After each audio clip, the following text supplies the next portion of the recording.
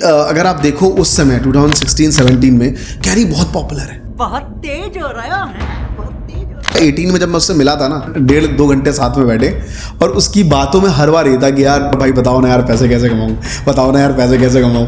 एक सबसे कमाल की चीज़ पता क्या देख रहे हो, बॉलीवुड वाले लोगों के इंस्टाग्राम पे मेरे पास बहुत सारे मैसेज आ रहे हैं कि यार हम अपना पॉडकास्ट कैसे स्टार्ट करें। तो उनको लगता है यार बस बिठा के पॉडकास्ट ही तो करना है, जो कि एक्चुअल रॉन्ग है, बिल्कुल गलत है, करेक्ट। और उनके पॉडकास्ट चल भी नहीं रहे। आज से 6 साल पहले मैंने कोर्स डिजिटली प्रमोट किया यूट्यूब पे, तो लोगों को लगता था यूट्यूब मतलब ऐसा एकदम पूजा का घर, मतलब यूट्यूब पे हम सब फ्री देंगे। उन्हें नहीं पता कि यूट्यूब इतना हराम खोर है। भाई आप थोड़ा सा इस इकनॉमी के बारे में बात करना चाहोगे, क्रिएटर इकनॉमी में जो नए लोग हैं आना चाहते हैं या जो इवन पुराने हैं, पहले नए लोगों के बारे में बात करते हैं कि आप उनको क्या एडवाइस देना चाहते हो। तो मुझे लगता है ईमेल आईडी और फ़ोन नंबर अगर आपके पास है तो आप दुनिया के सबसे अमीर व्यक्ति हो। गवर्नमेंट जॉब में देखो 40 लाख फॉर्म भरे जाते हैं और जॉब मिलती है सिर्फ 10,000 लोग। कोचिंग माफिया को भी पता है कि भाई साहब 39,90,000 है ना लोग दोबारा फिर से मेरे पास पढ़ने आएंगे।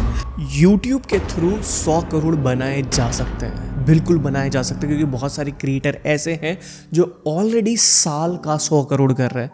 तो एक कंटेंट क्रिएशन की इकनॉमी ना बहुत ज़्यादा बूम होती जा रही है और आज की डेट में अगर आप कंटेंट क्रिएशन नहीं कर रहे हो तो आप बहुत पीछे होते जा रहे हो। चाहे आप कोई भी कंपनी चला रहे हो, कुछ भी कर रहे हो, 2 चीज़ें बहुत ज़्यादा ज़रूरी होती है। पैसे के साथ फेम, नेम भी बहुत ज़्यादा ज़रूरी होता है, क्योंकि आपके नाम पे भी बिजनेस आता है। इस पॉडकास्ट के अंदर हमने डिस्कस किया है कि आप कैसे यूट्यूब के थ्रू 100 करोड़ का बिजनेस बिल्ड कर सकते हो। और इस पॉडकास्ट के अंदर हमने इनवाइट किया है महात्मा जी टेक्निकल को, जिनके 6 मिलियन से भी ज़्यादा सब्सक्राइबर हैं करंटली, और उन्होंने काफ़ी अच्छा बिजनेस करा है यूट्यूब के थ्रू। खाली वो यूट्यूब पे एज अ कंटेंट क्रिएटर नहीं रहे, बल्कि उन्होंने अपनी ब्रांचेस खोल दी यूट्यूब के थ्रू, जिनके थ्रू उन्होंने मल्टीपल तरीके का बिजनेस करा। सेस बेस के अंदर गए, इवेंट बिजनेस करा, कोर्सेज का बिजनेस करा, कंसल्टिंग का बिजनेस करा और मल्टीपल चीज़ें उन्होंने करी। इस पॉडकास्ट से आपको बहुत कुछ जानने को मिलेगा। खाली यही जानने को नहीं मिलेगा कि 100 करोड़ कैसे बनाना है, कि अगर एक यूट्यूबर है कंटेंट क्रिएट कर रहा है, अगर उसका सैचुरेशन पॉइंट आ गया तो क्या करना है, अगर वो स्टेगनेंट हो गया तो क्या करना है, कब कंटेंट को चेंज करना है, कब जर्नलिस्ट बनना है आपको, कि कब आपको स्पेसिफिक नीश के ऊपर काम करना है। तो ऐसे बहुत सारे सवाल इस पॉडकास्ट में आपके कंप्लीटली क्लियर हो जाएंगे। तो अगर आपको जानना है और सीखना है तो आप इस पॉडकास्ट को पूरे एंड तक देख सकते हैं। अमरीश भाई, मैं बहुत एक्साइटेड हूँ इस पॉडकास्ट के लिए और बहुत दिन बाद मिला हूँ आपसे। 1 साल हो गया होगा लगभग। ऑलमोस्ट 1 साल हो गया। पहली चीज़ मैं आपको बता दूँ, आप बहुत फिट हो गए और स्मार्ट लग रहे हो बहुत। माइंडसेट का गेम है यार सारा, मैं सच बताऊं। टू बी ऑनेस्ट, मैंने सच में, लोग मुझसे पूछेंगे कि डेफिनेटली अगर आपने वेट लूज़ किया है तो एक्सरसाइज की होगी। सारा माइंडसेट, अगर आप फूड को और माइंडसेट को कंबाइन कर लेते हो ना, सब पॉसिबल है। भाई मैं आज ना आपसे एक टॉपिक के ऊपर बात करना चाहता हूँ। थोड़ा सा ये मैच्योर पॉडकास्ट रहने वाला है बिजनेस ओनर के लिए भी, क्योंकि आजकल जो भी बिजनेस है वो सारा ऑनलाइन है ना।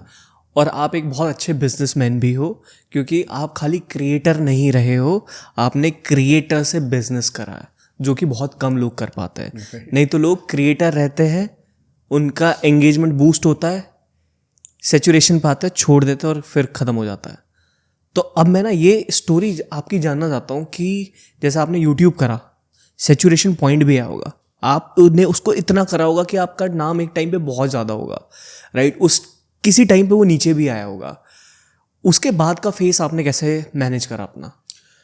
ये बात ना, क्योंकि मैं एक मिडिल क्लास फैमिली से आता हूँ और मुझे हमेशा लगता है कि मिडिल क्लास फैमिली में ना बंदा पीक पे रहता है हमेशा, मतलब पॉइंट पे। अगर कुछ भी गड़बड़ हुआ ना, उसकी 1 महीने की भी जॉब गई ना, तो वो रोड पे आ जाएगा।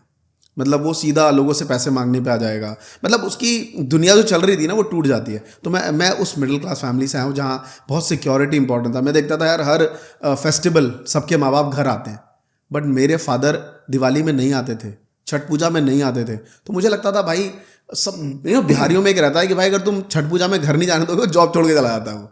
बट मेरे फादर क्यों नहीं आ रहे? तो बचपन में ये चीज़ समझ नहीं थी, बट धीरे धीरे जब बड़ा हुआ तो समझ आया कि जस्ट बिकॉज ऑफ सिक्योरिटी। तो वो फादर से वो चीज़ आई अपने अंदर कि अपने आप को ना 2-3-4 महीने, फिर साल, फिर 2 साल सिक्योर करना पे ज़्यादा ध्यान दो। तो मैंने जब यूट्यूब चैनल शुरू किया था तो मैंने देखा यार लोग मुझे एज अ वॉइस ओवर जानते थे 8 साल पहले। लोग मिलते थे, अरे तुम ही महात्मा जी टेक्नोलॉजी, यार बड़ा अच्छा वीडियो बनाते हो। तो मैंने कहा ये सेकंड पे मैं इंट्रोड्यूस होता हूँ, पहले पे इंट्रोड्यूस क्यों नहीं होता। तो मैंने कहा ऐसा क्या करूँ कि इन क्रिएटर के बीच में रहूँ। तो मैंने कहा क्यों ना इन्हीं से रिलेटेड काम करना शुरू करूँ। फिर मैंने क्रिएटर्स की ग्रोथ और इन सब पे लाइक स्टार्टिंग में आज से 7 साल पहले वी में क्रिएटर्स चैनल बनाया, फिर काम करना शुरू करा। फिर यूट्यूब रिलेटेड, तो वो कहते हैं कि जब भी आप किसी भी चीज़ को शुरू करो तो उसके ब्रांचेस ओपन करना बहुत जरूरी है। काम तो आप कुछ भी शुरू कर सकते हो यार, अगर आपने उसका ब्रांच नहीं ओपन किया है।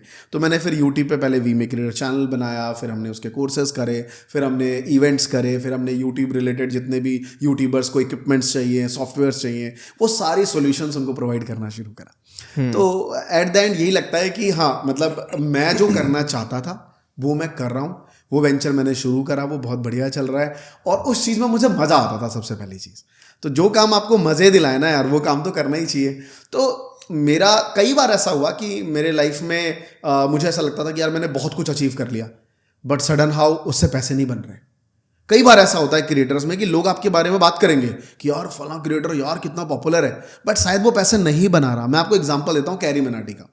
आज से 2016-17 में वो पॉपुलर हो चुका था काफ़ी, और हम लोग उसको लुक लाइक देखते थे कि यार एक बंदा जो गाली बहुत बकता है, क्योंकि अब कैरी मिनाटी जो अब है वो पहले नहीं था। पहले वो बहुत गंदी गाली बकता था। पहले वो खुद कहता था कि मैं अपने मॉम डैड को वीडियो नहीं दिखाता हूँ, चुपके से वीडियो बनाता हूँ। अब बहुत मैच्योर हो गए हैं वो लोग, उनको पता है धंधा कैसे करना है, इसलिए वो बहुत बदल गए। तो पहले वो बहुत गालियाँ देते थे, तो हमें लगता था यार ये सब तो हम भी कर सकते हैं यार, हम क्यों नहीं कर सकते। बट हमारे साथ क्या था, हम टीचर थे, फैमिली है, बच्चे हैं, बहुत सारी चीज़ें होती हैं, आसपास घर होता है। सो द थॉट इज़ कि अगर आप देखो उस समय 2016-17 में कैरी बहुत पॉपुलर है, हर कोई देख रहा है यार कि और भाई कैरी मिनाटी कितना पैसे बनाता होगा। मतलब मुझे याद है 18 में जब मैं उससे मिला था ना, मैं टेक्निकल गुरुजी और कैरी मिनाटी करीबन 1.5-2 घंटे साथ में बैठे, और उसकी बातों में हर बार ये था कि यार गौरव भाई बताओ ना यार पैसे कैसे कमाऊँ, बताओ ना यार पैसे कैसे कमाऊँ। तो मेरे को लगा यार इससे थोड़ा ज़्यादा मैं कमा रहा हूँ। उस टाइम 1.5 लाख रुपए मैं बना रहा था, 17-18 की बात है। 1.5 से 2-2.5 लाख ले लो आप लेके, और वो उतना भी नहीं बना पा रहा था। रीज़न इज़ वाई उस टाइम ना तो सुपर चैट था यूट्यूब का जो स्ट्रीम करके पैसा बना पाए, और ब्रांड उसके पास आते नहीं थे, क्योंकि ब्रांड को लगता था भाई गाली गलौज बंदे को अगर मैं अपना कंटेंट दूंगा तो मेरा भी ब्रांड खराब हो जाएगा। और एड्स में, यूट्यूब के एड्स में सब में येलो यानी कि एक पे भी उसको पैसा नहीं मिलता, मोनेटाइज नहीं होता था। वो कहने का सीधा मतलब है। तो सीधी सी बात यह है कि जब आप पॉपुलर होते हो ना, जरूरी नहीं आप पैसे बना रहे होते हो। तो मेरे साथ कई बार ऐसा आया जब मैं बहुत पॉपुलर दिख रहा हूँ, हर जगह मेरा नाम, हर कोई मेरे से बात करना चाह रहा है, बट उस टाइम शायद मैं पैसे नहीं बना रहा था। लेकिन कई बार ऐसा था जब मुझे लग रहा है यार मैं ग्रो क्यों नहीं कर रहा, बट मेरे बैंक अकाउंट में क्रेडिट हो रहे हैं। तो द थिंग इज कि उस पैसों को मैंने ना लग्जरी पे कम खर्च किया। मैं आपको सच बताऊं, मैं चाहता तो, मेरे दोस्त यार उस टाइम फॉर्च्यूनर ले रहे थे आज से 4 साल पहले, वो रेंटेड पे महंगी गाड़ियाँ, घर, ट्रैवल पे बहुत पैसा खर्च कर रहे थे, महंगी चीज़ें बाय कर रहे थे बहुत ज़्यादा। बट मैंने उस टाइम वो चीज़ें नहीं करी। वो जो मिडिल क्लास पहले घर खरीदता है, राइट है ना, FD करवाता है, उन चीज़ों पे थोड़ा मैंने फोकस किया। मुझे लगता है आज अब मैं कोई नया डिसीजन लेता हूँ, मैं कोई नई चीज़ बिल्ड करता हूँ जहाँ पैसे खर्च हो रहे हैं, तो मुझे लगता है यस मैं वेल सेटल्ड हूँ, मेरे आने वाले 5 साल या 1-2 पुश्तें आराम से खा सकती हैं, तो मुझे करना चाहिए। तो लो अप डाउन आते हैं सर। करेक्ट भाई। जैसे आपने बोला मिडिल क्लास के अंदर एक खौफ रहता है कि पहले घर, और होता ही है कि पहले घर बनाना है, घर होना चाहिए सबसे पहले। राइट। तो मेरी भी कहानी यही है, पहले घर लिया, फिर अपनी लग्जरी चीज़ों पे इन्वेस्ट किया, उसके बाद बैकअप है तो चीज़ों पे खर्चा होता है, अदरवाइज ऐसे खर्चा नहीं करता। राइट भाई मैं इस पॉडकास्ट के अंदर आपसे बात करना चाहता हूँ, जो भी आप रेवोल्यूशन लेके आए हो और आप एवोल्यूशन की तरफ आगे बढ़े हो, ठीक है। मुझे पता है कि आपका विजन खाली यूट्यूब तक सीमित नहीं है, यूट्यूब के अलावा भी बहुत सारी चीज़ें आप सोचते हो और बहुत सारी चीज़ें करते हो। और मैंने एक चीज़ आपकी देखी है कि आपका दिमाग 24 घंटे सोचता रहता है। मैं आई एम 100% श्योर, क्योंकि ये चीज़ मेरे साथ भी होती है। और एक दिन मैं आपको बैठ के एनालाइज कर रहा था, मैं कहा यार बंदा सोचता रहता है।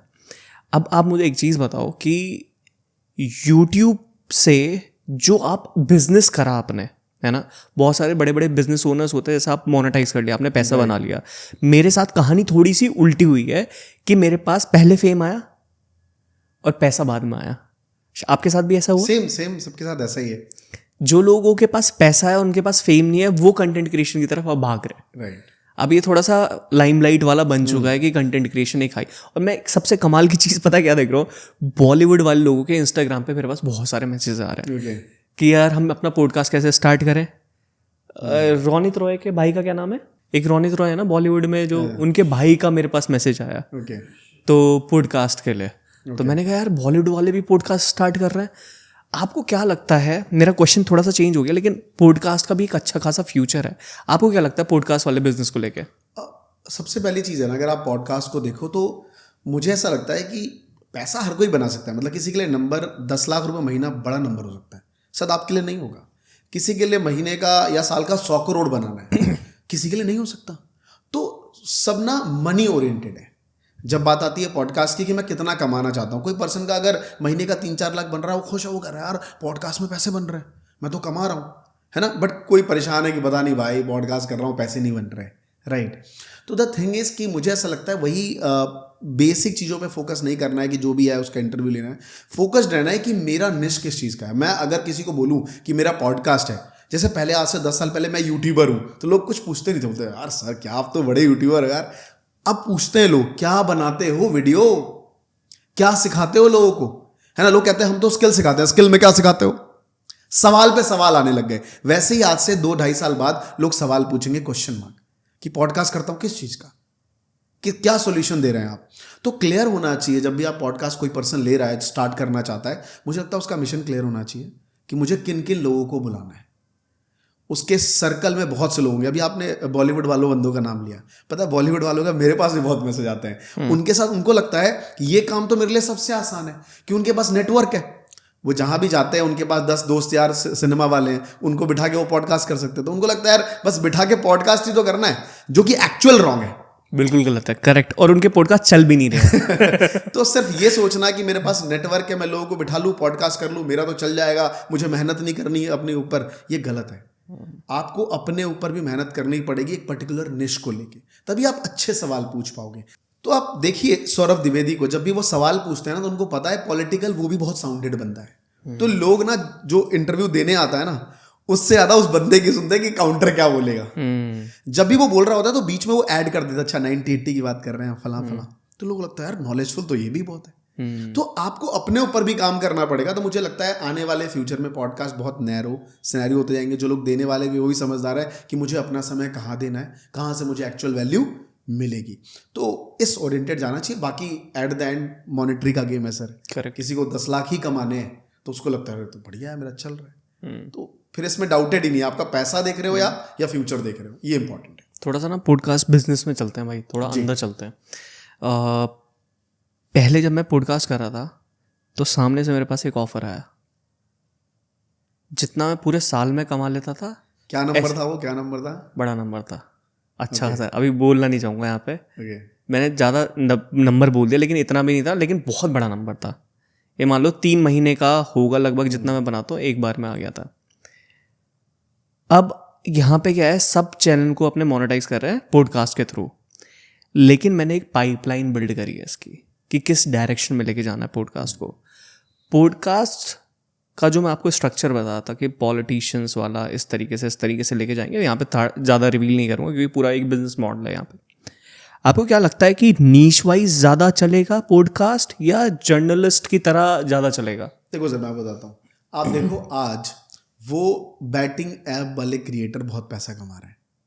आप देखो जितने भी, मैं नाम नहीं लूँगा, जितने भी 11 टाइप के ऐप हैं जो आप हर बंदे को पैसा दे रहे हैं। और आप मेरे कई ऐसे नोन के भी लोग हैं जो रेंज रोवर, डिफेंडर, फरारी, है ना, लैम्बोर्गिनी ऐसी गाड़ियाँ खरीद रहे हैं। क्यों खरीद पा रहे हैं? रीज़न इज़ दैट कि ये अगर इनके पास ब्रांड ना आए ना सर, ये 1 रुपया नहीं कमा पाएंगे। तो ब्रांड कैसे आ जा रहा है? ब्रांड को समझ आ रहा है कि मुझे एक बंदे से 50,000 लेने ही नहीं एक बार में, मुझे एक बंदे से एक बार में 25 रुपये लेने। मतलब वो क्या कर रहा है, उसने एक ऐसी एप्लीकेशन बना दी है जहां कह रहा है सर आप 10 रुपये से जुआ खेल लो, आप 15 से खेल लो। और वो जो क्रिएटर है वो ऐसी ऑडियंस को टैकल कर रहा है जो गांव देहात में बैठा हुआ, उसके बाद 10, 15, 20 रुपये ही हैं। और सर बिहार की पॉपुलेशन 14 करोड़ है, यूपी की 24-25 करोड़ है, दिल्ली इतना, आप देखते हो क्राउडेड, लोग कहते हैं दिल्ली क्राउडेड हो गया, मात्र पॉपुलेशन 3-4 करोड़ में खत्म हो जाती है। तो सोच रहे हो ऑडियंस कहाँ बैठी है जो छोटी टिकट वाली है? Bihar, UP, MP, Rajasthan. तो अगर आप ऐसे क्रिएटर हो जो जिसकी ऑडियंस 10 रुपए 20 रुपए खर्चा करने वाली है और आपको ऐसा ब्रांड मिल गया है तो सर आप करोड़पति हो ना। समझ रहे? तो द गेम इज कि आपका ऑडियंस साइज कैसा है और उसके पीछे ब्रांड कैसा आ रहा है। तो मैं वही कह रहा हूं कि अगर आप मास में भी पॉडकास्ट करना चाह रहे हो, आपको लगता है कि मैं बात करना चाहूंगा वादी का, अगर आप उसके पूरा सेगमेंट को डिकोड करिए तो आपको लगेगा यार मैं यहाँ सीखने क्या आऊं, क्या सीखने आ रहा हूं मैं यहाँ पे। हर तरीके का वहां पे ऑडियंस आ रहा है, हर तरीके का बंदा आ रहा है। आपको एक चैनलाइज प्लेटफॉर्म चाहिए ना जहां पे आप एक तरीके की निश सीख पाओगे। वहां पे तो हर तरीके, बॉलीवुड वाले भी हैं, एस्ट्रो वाले भी हैं, बिजनेस कोच भी आ रहे हैं, क्रिकेटर भी आ रहे हैं, पॉलिटिशियंस आ रहे हैं। एक तरीके से देखा जाए तो उसका चैनल एंटरटेनमेंट से रिलेटेड है ज़्यादा। मेरा कहने का मतलब है कि लेकिन फिर भी उसने क्या किया हुआ है, अपने आप को इतना बेटर बनाया हुआ है कि लोगों को लगता है यार इसकी ऑडियंस तो टियर 1 की है। आप समझ रहे हो? तो द गेम इज कि आपको क्या पसंद है ना, आपका नंबर क्या, आपका विजन क्या, वो क्लियर होना चाहिए। मिक्स में भी चलेगा, आपको करना आना चाहिए, बट एक स्टैंडर्ड ऑफ रूल है कि भाई हर जो बंदा आज वो चीज़ क्रैक कर ली है, हर बंदा वो क्रैक नहीं कर सकता, क्योंकि प्रोबेबिलिटी का गेम है हर चीज़ में। यूपीएससी में 100 में से भाई साहब एक बंदा पास नहीं होता, 1000 में 4 पास होते हैं। वहीं पे अगर किसी को सीए बनना है तो 20 बंदे पास होते हैं, राइट? किसी को यूट्यूबर बनना है तो 10,000 में एक बंदा बन पाता है सही से। सारा गेम प्रोबेबिलिटी का है। तो वाले गेम में मुझे लगता है 50,000 में एक बंदा कर पाएगा, लेकिन स्टैंडर्ड फॉर्मेट जो है पॉडकास्ट का, अगर आप वो फॉलो करेंगे तो 100 में से एक बंदा ग्रो कर जाएगा। तो एटलीस्ट वो ज़्यादा बेटर है। करेक्ट। मैं इसके थोड़ा सा और डीप में चलता हूँ और मैं आपको अब डील भी बता देता हूँ कितने की डील आ रही थी मेरे पास। श्रीलंका से हमारे पास ऑफर आया और मैंने उसका ना बैटिंग ऐप था, वो बिल्ड कर रहा है और उसका वो हाइप बनाना चाहता है इस वक्त। करेक्ट। तो मैंने कहा कि 25 लाख बोल दो उसको। मुझे करना नहीं था, मैंने कहा बोल के देखते हैं कि मेरी टीम इनको अप्रोच कर पाएगी या इतने में हमारी वर्थ हो गई या नहीं, मैं बस ये जानने के लिए। मैंने कहा 25 लाख बोल दो इनको। उसने जवाब दिया 17.5 लाख में करते हैं सर। मैंने कहा नहीं। मैंने कहा 20 करो। कह रहा ठीक है सर, हम इसको कॉमर्शियल की तरह यूज़ कर सकते हैं। मैंने कहा नहीं, मेरी अथॉरिटी जुड़ी है और मेरी अथॉरिटी भी ख़राब हो जाएगी अगर आप मेरी रील निकाल के अपना प्रमोट करोगे इसको। तो मैंने कहा अगर आप वो करना चाहते हो तो उसके पैसे और ज़्यादा है। मैंने कहा 35 लाख लूँगा। तो उसने बोला कि ठीक है सर, हम करते हैं इस चीज़ को। और कहाँ पे कैसे करना है पॉडकास्ट? फिजिकल जाके भी नहीं, इट्स जस्ट लाइक वर्चुअल, ये जूम पे कर लेना। तो मैं समझ गया कि भाई हमारी पावर तो है, लेकिन उस पावर का अगर गलत इस्तेमाल कर लिया तो अथॉरिटी ख़त्म। बिल्कुल। बीते 8 सालों में आपको बता दूं, मेरे पास ऑलमोस्ट 20 से 25 ऐसी अपॉर्चुनिटी आई, 20 से 25, जहाँ मुझे भी बहुत हैवी अमाउंट मिल रहा था। मुझे लग रहा था यार जो मैं 1-1.5 साल में कमाऊंगा आने वाले टाइम में, करते हैं ना रमरेस, थोड़ी गाली ही मिलेगी, बट मुझे लगता है यार कि मैं कई लोगों के घर बर्बाद कर दूंगा। मैंने भी रिसेंटली पूछा लोगों से जो बैटिंग ऐप में आपने क्या पैसा सच में डुबाया। ऑलमोस्ट करीबन 4,000 कमेंट्स थे उस वीडियो में। कई बंदे प्रॉपर लिख रहे हैं कि भाई मैंने आप ही के एक नोन के जैसे क्रिएटर का वीडियो देखा, मैंने उसके थ्रू अपनी ज़मीन बेच के पैसा लगा दिया। आप समझ रहे हो? तो लोग गांव में रह रहे हैं जिनके पास 1 कट्ठा, बिहार में कट्ठा 2 कट्ठा बोलते हैं, वो 5 लाख 4 लाख की खेत होती है ना, वो बेचारे बेच देते हैं। सोचो जस्ट बिकॉज ऑफ कि कोई रिच बन जाऊं, मतलब आज लगाऊं कल मेरे पास डबल हो जाएगा पैसा। वो बंदे अपना घर जमीन बेच रहे हैं। हमें और आपको क्या फ़र्क पड़ेगा यार? हम आज भी यहीं बैठे हैं, कल भी यहीं बैठे रहेंगे, लेकिन जिसका घर जा रहा है ना उसको फ़र्क पड़ रहा है। तो मुझे ऐसा लगता है कि एक बार को जब आंख बंद करके सोओगे ना रात को तो नींद नहीं आती। फिर पता है ऐसे बंदे ना कंपेयर किससे करते हैं?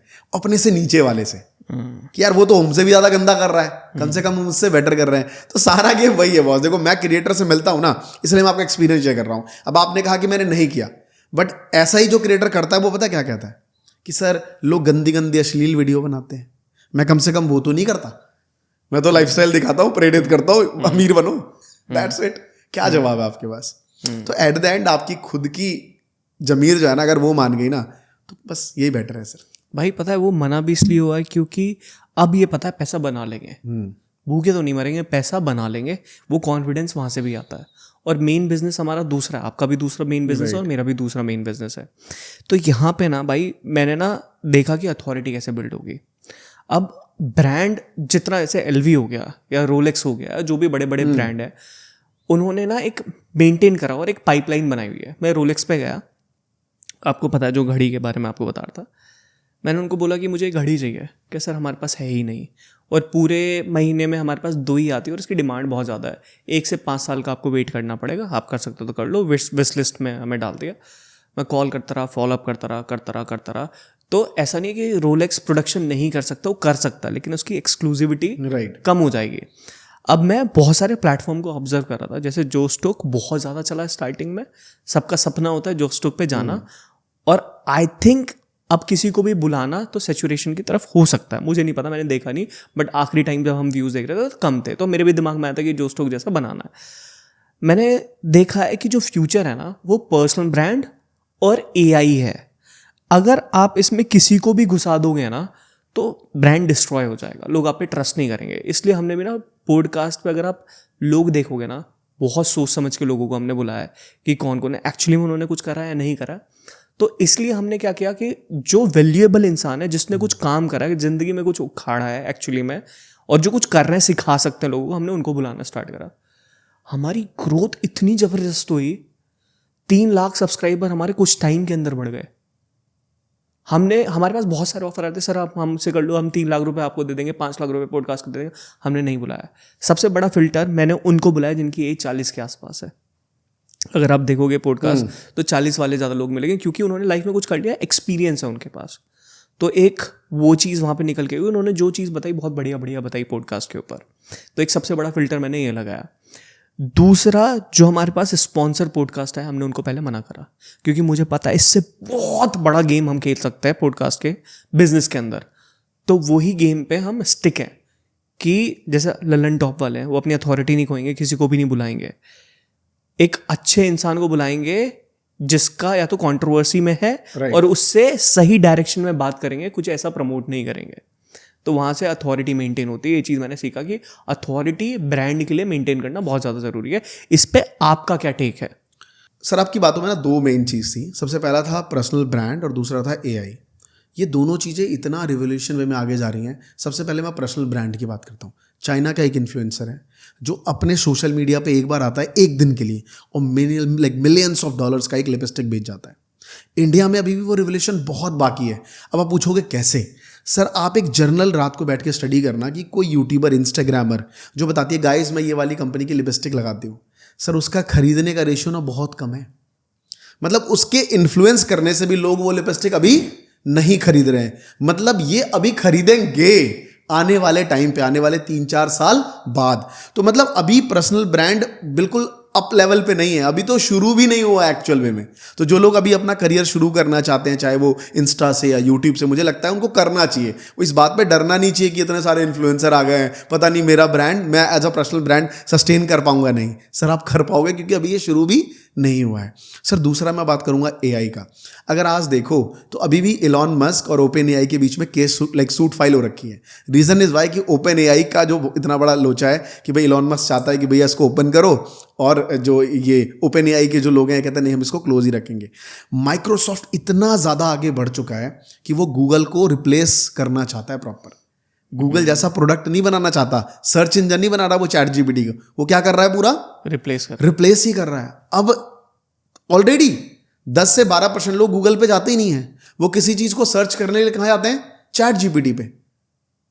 तो द थिंग इज कि एआई इतना ज़्यादा आगे बढ़ चुका है। आज देखो वीडियो बनाने के लिए, आज धैर्य अगर अपना वीडियो नहीं बनाना चाहता मार्केटिंग का, तो वो सिर्फ एआई यूज़ कर सकता है। एक पर्सन आएगा जो धैर्य की आवाज़ में वीडियो बनाएगा।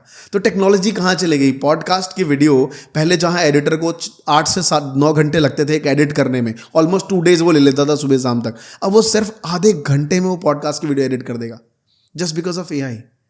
पहले कैप्शन लिखना पड़ता था, अब लिखने की ज़रूरत नहीं है। तो एआई इतना ज़्यादा फास्ट ग्रो कर रहा है, मुझे लगता है हर चीज़ में एआई आ चुका है। आने वाले 4-5 साल में हर टियर 2, टियर 3 सिटीज़ के लोग शायद एआई सीखें ना सीखें, बट उसकी बात करना शुरू कर देंगे।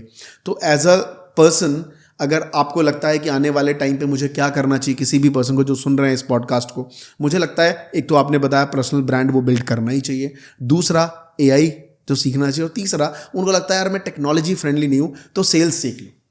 बेचने की कला आ गई ना जिंदगी में तो कुछ भी बेच दोगे मेरे भाई। वो कहावत है कि जिसे बेचना आता है ना, जिसे बेचना आता है वो चीनी को ना हीरा बना के बेच देता है। तो बस बेचना आना चाहिए जीवन में, इससे बड़ी कोई चीज़ नहीं है। करेक्ट भाई। मैं एक चीज़ आना चाहता हूँ, आपका एक नंबर सेट होगा दिमाग में, हर इंसान के सेट होता है कि मुझे 100 करोड़ बनाना है, 200 करोड़ बनाना है। आपके दिमाग में कोई ऐसा नंबर है कि मैं इतना कमाना चाहता हूँ? टू बी ऑनेस्ट पहले मेरे दिमाग में ये सब नंबर था नहीं, लेकिन हर बंदा ना एक फायर अचीव करना चाहता है कि वो किस तरीके से 60 से पहले रिटायरमेंट ले ले और वो काम करे जो उसको ज़्यादा पसंद है। लाइक तो मुझे लगता है एज अ क्रिएटर जो हम कैमरा पे बैठते हैं हम कभी रिटायर्ड तो नहीं होंगे। हमें हमेशा काम करने में मज़ा आता है बिकॉज कैमरे को देख के मन करता है। हाँ, शायद हफ्ते में 7 दिन की जगह 3 दिन काम करेंगे, है ना, लेकिन काम तो करेंगे ज़रूर। तो एक नंबर होता है, तो मैंने पहले सोचा कि क्या मैं अचीव कर सकता हूँ। तो एक अचीवेबल नंबर मैंने सोचा कि आने वाले कुछ टाइम में 20 सालों में मुझे बस ज़्यादा नहीं, जितना मेरे पास एसेट है वो एसेट है, मुझे लिक्विड कैश मेरे अकाउंट में 100 करोड़ चाहिए। अगर ये मेरे पास है तो मैं बना सकता हूँ। फिर मैंने सोचा ये बना कैसे सकते हैं, क्योंकि वो कहावत है नेटवर्क मार्केटिंग में एक बहुत कहावत थी कि जब बाजू से फरारी गुजरे ना तो कभी ये मत बोलना कि नहीं यार ये मैं नहीं ले सकता, क्योंकि जब आप ये बोल दोगे तो आप सारी पॉसिबिलिटीज बंद कर देते हो। करेक्ट। आपको ये बोलना चाहिए कि ये गाड़ी मैं कैसे ले सकता हूँ। जब आप ये वर्ड बोलते हो ना कैसे ले सकता हूँ, तो सवाल आते हैं कि काश अगर मैं बिजनेसमैन होता या मेरे पास पहले से 50 करोड़ होते तो ये सब गाड़ियां मैं खरीद सकता था। तो मैंने कहा ये कैसे मैं कर सकता हूँ 100 करोड़। तो मैंने देखा कि अगर आज मेरे बैंक अकाउंट में 1 करोड़ रुपए हैं तो एक सिंपल मैथ है कि अगर आपका अकाउंट 25% से ग्रो करता है तो आप 100 करोड़ अचीव कर सकते हो। 25% ने ग्रो किया तो आप 10 साल में 10 गुना बना लोगे, यानी कि वो कितने हो गए 10 करोड़ हो गए, और 20 साल में वो 100 करोड़ होते हैं। तो मैंने कहा तो अचीवेबल नंबर है। मतलब बाकी पर्सन जो फाइनेंस में सिर्फ म्यूचुअल फंड पे डिपेंडेड है कि एक फंड मैनेजर को मैं पैसा देता हूँ वो मेरे बिहाफ पे मेहनत करेगा और पैसा लगाएगा। अगर मैं साउंडेड बंदा हूँ, मैंने सीए ड्रॉप आउट करी है, मैंने 10 साल अकाउंट्स एंड इकोनॉमिक्स पढ़ाई है और मेरे पास आज 1 करोड़ रुपए है और मुझे इसको 100 बनाना है 20 साल में, तो मैं अगर दिन भर अपना 3 से 4 घंटा दूंगा फाइनेंस वर्ल्ड में तो मैं बना सकता हूँ। शायद 25 से मैं बड़ा नंबर अचीव कर लूँ। तो मैंने जब सोचा तो मैंने इस पे काम किया और ये मेरा कुछ नंबर है जो मुझे अचीव करना है। भाई इस पे ब्रोफिस देना चाहता हूँ मैं आपको एक इंस्टाग्राम पे मेरी एक पोस्ट है सबसे पहली, और उस पे मैंने डाला हुआ है कि मुझे 100 करोड़ बनाने, और वो हटेगी जब मेरा 100 करोड़ बन जाएगा। Okay, nice. और मैं मैनिफेस्टेशन में बहुत ज़्यादा बिलीव करता हूँ।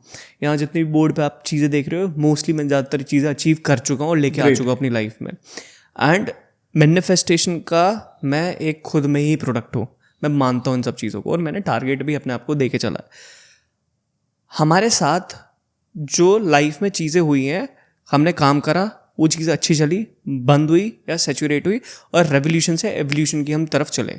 हम इस पॉडकास्ट में रियलिस्टिकली डिस्कस करते हैं कि 100 करोड़ पे हम कैसे पहुंच सकते हैं। राइट। आपको भी 100 करोड़ पे पहुंचना है, मुझे भी 100 करोड़ पे पहुंचना है। आपका क्या प्लान है? कंटेंट क्रिएशन से लेके ही चलेंगे क्योंकि वहीं से स्टार्टिंग हुई थी। कंटेंट क्रिएशन के साथ हम कितनी ब्रांचेस खोलने वाले हैं या क्या क्या करने वाले, प्लीज़ आप थोड़ा सा। सबसे पहले ना ये बहुत रिलेवेंट क्वेश्चन है, मुझे लगता है कोई पर्सन अगर सुने तो वो कमेंट करके ज़रूर बताए कि अगर 100 करोड़ बनाने हैं या 200 करोड़ बनाने हैं तो कैसे बनाए जाएंगे। सबसे पहले आप एक ऐसा बिजनेस मॉडल अडॉप्ट करो और उसका मार्केट कैप देखो। फॉर एग्जाम्पल आपको ये ग्लास बनाना है या कोई यहाँ पे फ्लावर रखा हुआ है, पीछे एक प्लांट है हमारे पास, ये इसका मार्केट करना है, इसका बिजनेस करना है।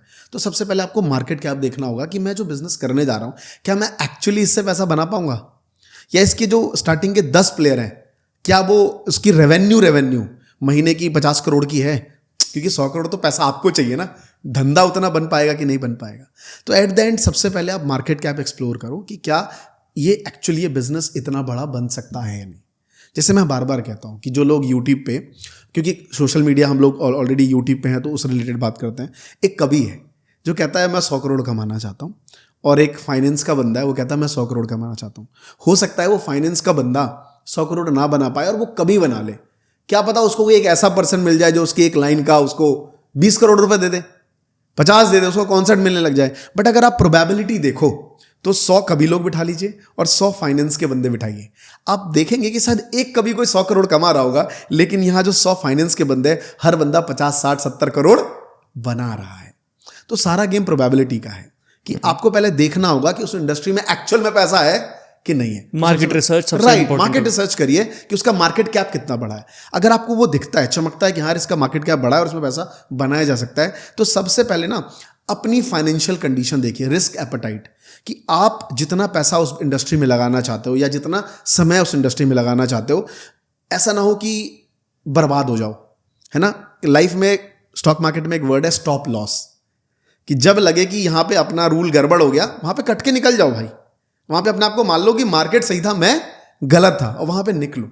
लोग क्या करते हैं, लगे रहते हैं। वैसे रियल लाइफ में भी है, लोगों ने सुन रखा है कि भाई मछली जो है ना, आप देखो कि कुछ भी हो, अगर आपको कुछ लाइफ में बड़ा करना है, लगे रहो। नो, अगर आपको लगता है कि हाँ थिंग्स वर्क नहीं कर रहा, आप वहां से निकलो, कुछ नया ट्राई करो। तो सबसे पहले आप ये देखो कि मेरा भाई अगर मुझे कुछ काम करना है तो मेरे पास जो फाइनेंशियल्स हैं, कितने टाइम तक मैं सर्वाइव कर सकता हूँ जो मैं बिजनेस कर रहा हूँ। तो आपको लगता है आपकी फैमिली का जो बजट है, इंसान क्या करता है सबसे पहले, घर, गाड़ी, है ना, अपनी लाइक फूड पे, ट्रैवल पे, ये सारी चीज़ें, बच्चों की फीस पे, ये सारी चीज़ें अगर आपका मंथ आने वाले 2 साल तक सस्टेन है ना, तब आप ऐसे बिजनेस को ढूंढो जहाँ 100 करोड़ बनाने, क्योंकि आपको पता है मैं 2 साल के लिए घर से क्या हूँ, फ्री। और फिर उस बिजनेस में अपना समय, टाइम, पैसा सब दो, क्योंकि पता है 10 बंदे 100 करोड़ बना चुके हैं। क्योंकि आप सिंपल एक लाइक मैं आपको एग्जांपल देता हूँ, आप डेफिनेटली चेक करिएगा, आपके ऑफिस में लोग इंटरव्यू देने आते होंगे, आप देखेंगे एक बंदा है जो बहुत कॉन्फिडेंट है, नॉलेज उसके पास 0 है, और एक बंदा है जो बिल्कुल डेस्परेट है कि प्लीज बाबूजी मुझे जॉब पे रख लीजिए। उसके अंदर नॉलेज बहुत है। क्या डिफरेंस था?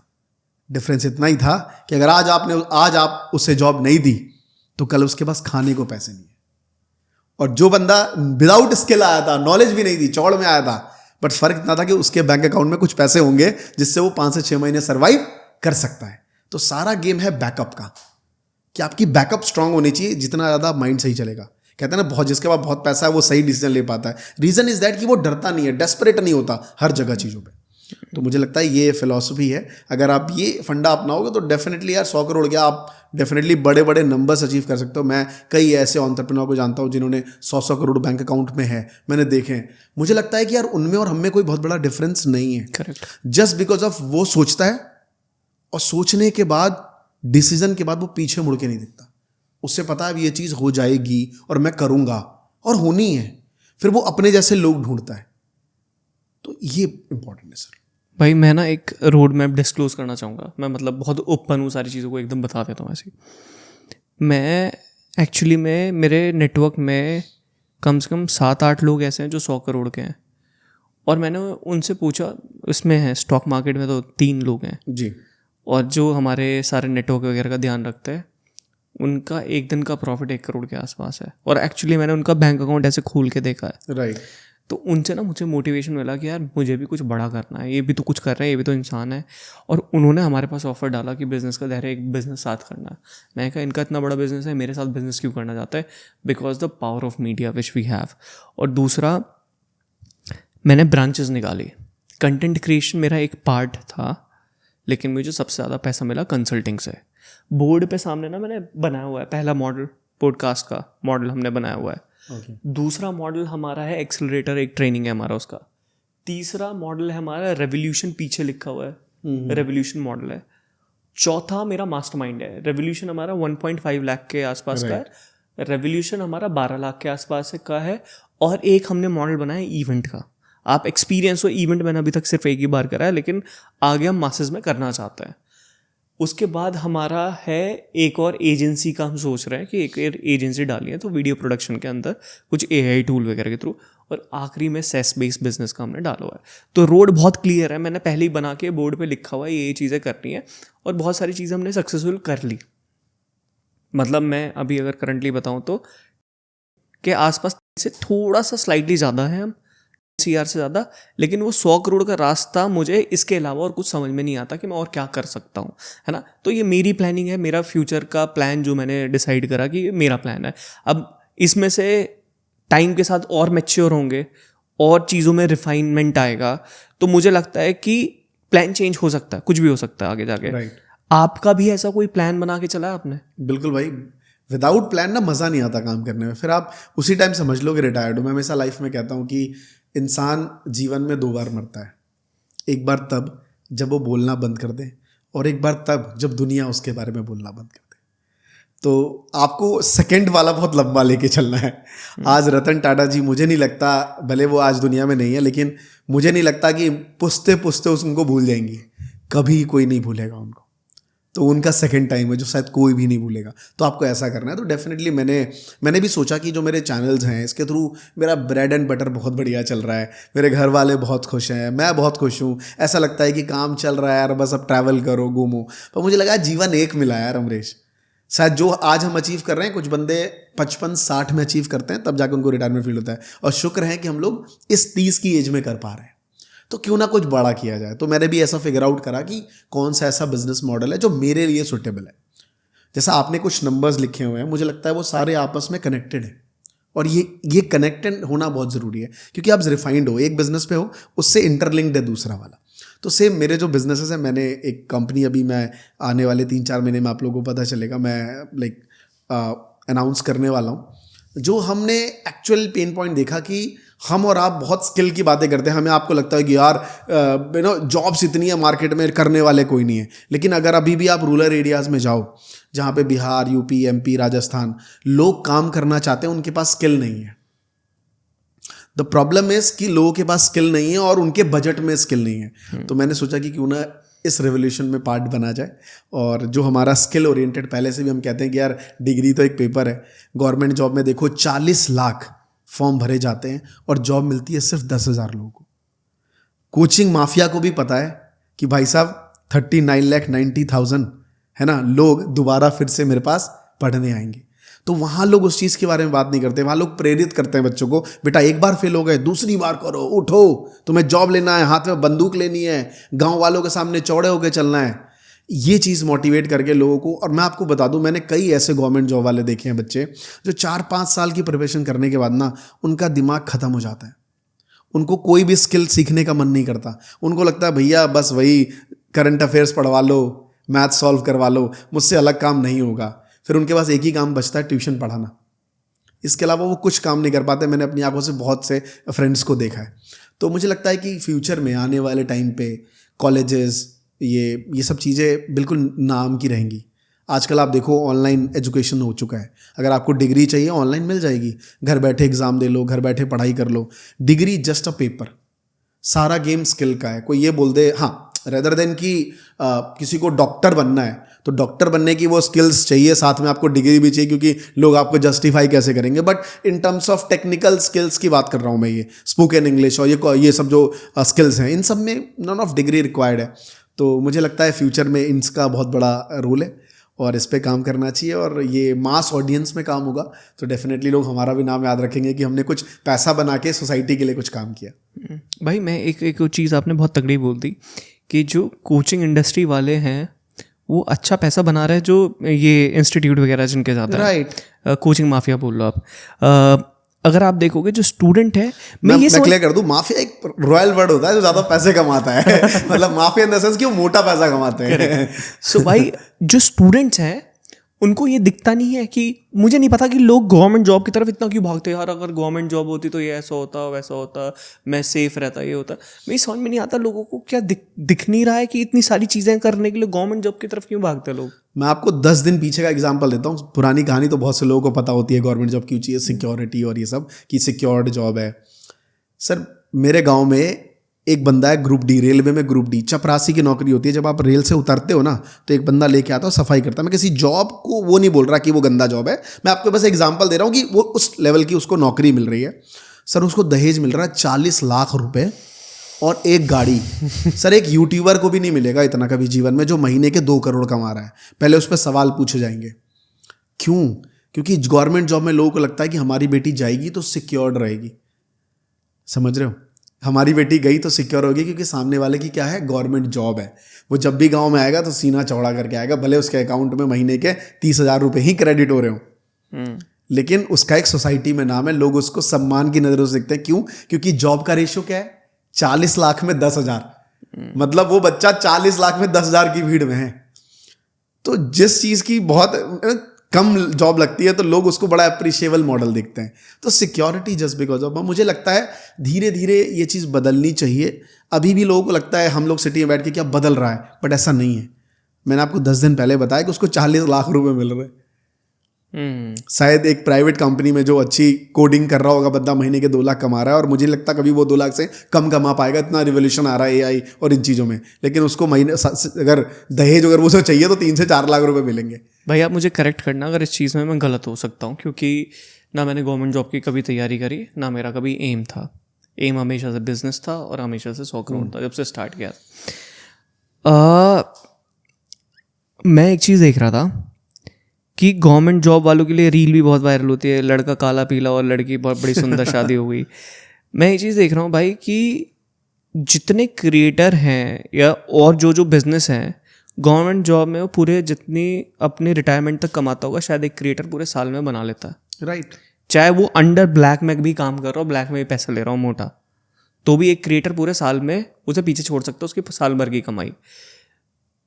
तो आपको मतलब ऐसा क्या है कि लोग फिर भी गवर्नमेंट जॉब की तैयारी करनी है, और बहुत सारे बच्चे जिनकी लाइफ भी ख़राब हो जाती है कि अब ये करा था मैंने, अब ये हो गया, ख़त्म हो गया, उसके बाद उन्हें समझ में नहीं आ रहा, बहुत कम की जॉब ढूंढ रहे। मैं आपको एक एग्जांपल देता हूँ। मेरा एक दोस्त था, उसकी गवर्नमेंट जॉब लगी अच्छी, मिनिस्ट्री ऑफ माइंस में लगी, और वो मेरे से बहुत ज़्यादा इंटेलिजेंट था, है ना। और आज मैं उसको देखता हूँ और अपने आप को देखता हूँ तो 10x में 1000x का फ़र्क होगा in terms of monetary in everything. तो और वो बहुत इंटेलिजेंट है और उसकी जो पकड़ने की पावर है वो बहुत ज़्यादा है। तो आपको नहीं लगता कि थोड़ा इस इंडस्ट्री में भी थोड़ा शिफ्ट आना चाहिए? बट आप देखोगे जब आप उससे अभी मिले होगे, अब वो भी कम हो गया होगा, उसमें बहुत कम हो गया। अब आपको लगता होगा आप ज़्यादा इंटेलिजेंट हो, आप जल्दी चीज़ें ग्रैब कर पाते हो, वो नहीं कर पाता। मैं आपको एग्जांपल देता हूँ सर इसका, फिर उस पर आते हैं। मैं ना ट्यूशन्स पढ़ाता था आज से 10 साल पहले, मतलब 10 साल पहले 11th-12th के बच्चों को। तो हर साल मुझे ना ट्रायल देने पड़ते थे क्लास में, क्योंकि जनरली ज़्यादातर बच्चे 12th में ही मेरे पास पढ़ने आते थे, क्योंकि बोर्ड का एग्जाम होता था। 11th में तो 10वीं पास करके वो निकले ही होते थे उस टाइम, तो आधा तो वैसे ही टाइम गवाते थे मौज मस्ती में। हर साल मुझे ना ट्रायल देना पड़ता था, क्योंकि 12वीं में नए नए बच्चे आते थे तो मुझे इंप्रेस करना पड़ता था, अलग तरीके से जोक्स क्रैक करने हैं, पढ़ा रहा हूँ। क्योंकि खान सर का हमेशा कहना है कि आप अच्छा पढ़ाते हो वो इंपॉर्टेंट नहीं है, आप बच्चों को एंगेज करके भी रखना इंपॉर्टेंट है। तो एज अ टीचर आप इंटरटेन करते थे बच्चों को कि बच्चा मुझे, हाँ ये मास्टर ठीक है, इसी से पढ़ना है। तो जब मैं स्टार्टिंग में गया ना, तो एक महेश सर थे, सुनते होंगे, खैर नहीं सुन रहे होंगे, वो यूट्यूब भी साउंडेड नहीं होंगे, मैं इतना श्योर हूँ इसलिए मैं उनका नाम ले रहा हूँ। तो उन्होंने मुझे कहा, अच्छा अमरेश जी, पेट आ गया था, अमरेश जी ट्यूशन पढ़ाएंगे आप? हाँ। मैंने कहा हाँ सर। 12वीं कहाँ है? मेरे पास कुछ स्टूडेंट है, आपको दे देंगे। मैं कहा थैंक यू सर। तो खैर मैं भी बिहार से हूँ, तो उनका हो गया अटैच। तो मैंने कहा सर आपका? कह रहा हमारा देखिए बहुत मस्त मॉडल है, बच्चा 6th में मिल गया, 5th में, 5वीं से मिला, 10वीं तक पढ़ाते हैं। एक बार मिल गया 10वीं तक पढ़ा रहे हैं, बच्चा छोड़ के जाता ही नहीं है, बात खत्म। मैंने कहा यार इनकी जॉब मस्त है यार, हमें हर साल ट्रायल देना पड़ता है, बच्चा आया पढ़ाओ, फिर पास हुआ, फिर नया।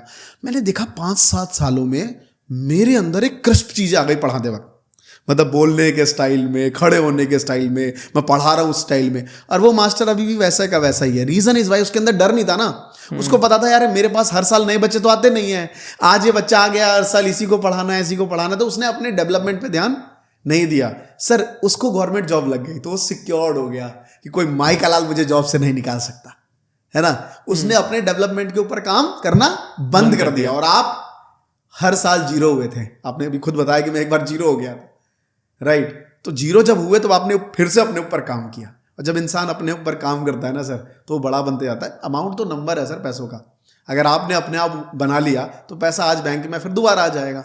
मैं लोगों से यही बोलता हूँ, लोग मुझसे पूछते हैं मैं यूट्यूबर बनना है, हमारा चैनल नहीं चल रहा है। मैं बोला सर चैनल को क्यों चलाना है, चलाना हमें है, हमें क्रिएटर बनना है, चैनल को थोड़ी बनाना है। हमें अपने आप को एक क्रिएटर माइंडसेट डेवलप करना है, चैनल को नहीं। अगर आप डेवलप हो गए तो ऐसे 50 चैनल बना लोगे, करेक्ट। तो वैसे ही आप में है कि उसमें और इसमें अब इसी फर्क आया, वो सिक्योर्ड हो गया। वो गवर्नमेंट जॉब में उसको लगता है आप कोई नौकरी से निकालेगा नहीं, रिलैक्स। जंग लग गया एक तरीके से, उनमें जंग लग जाता है। मैं बार बार लोगों से कहता हूँ कि please, not even government job, ऐसी कोई भी जॉब, मैं जॉब्स की बुराई कभी नहीं करता सर। जॉब करने वाला बंदा ना 10 से 6 की नौकरी छोड़ के 24 घंटे काम करना चाहता है, इसलिए वो जॉब छोड़ता है। तो जो जॉब लोग कर रहे हैं ना, वो लर्निंग ले रहे हैं बेसिकली।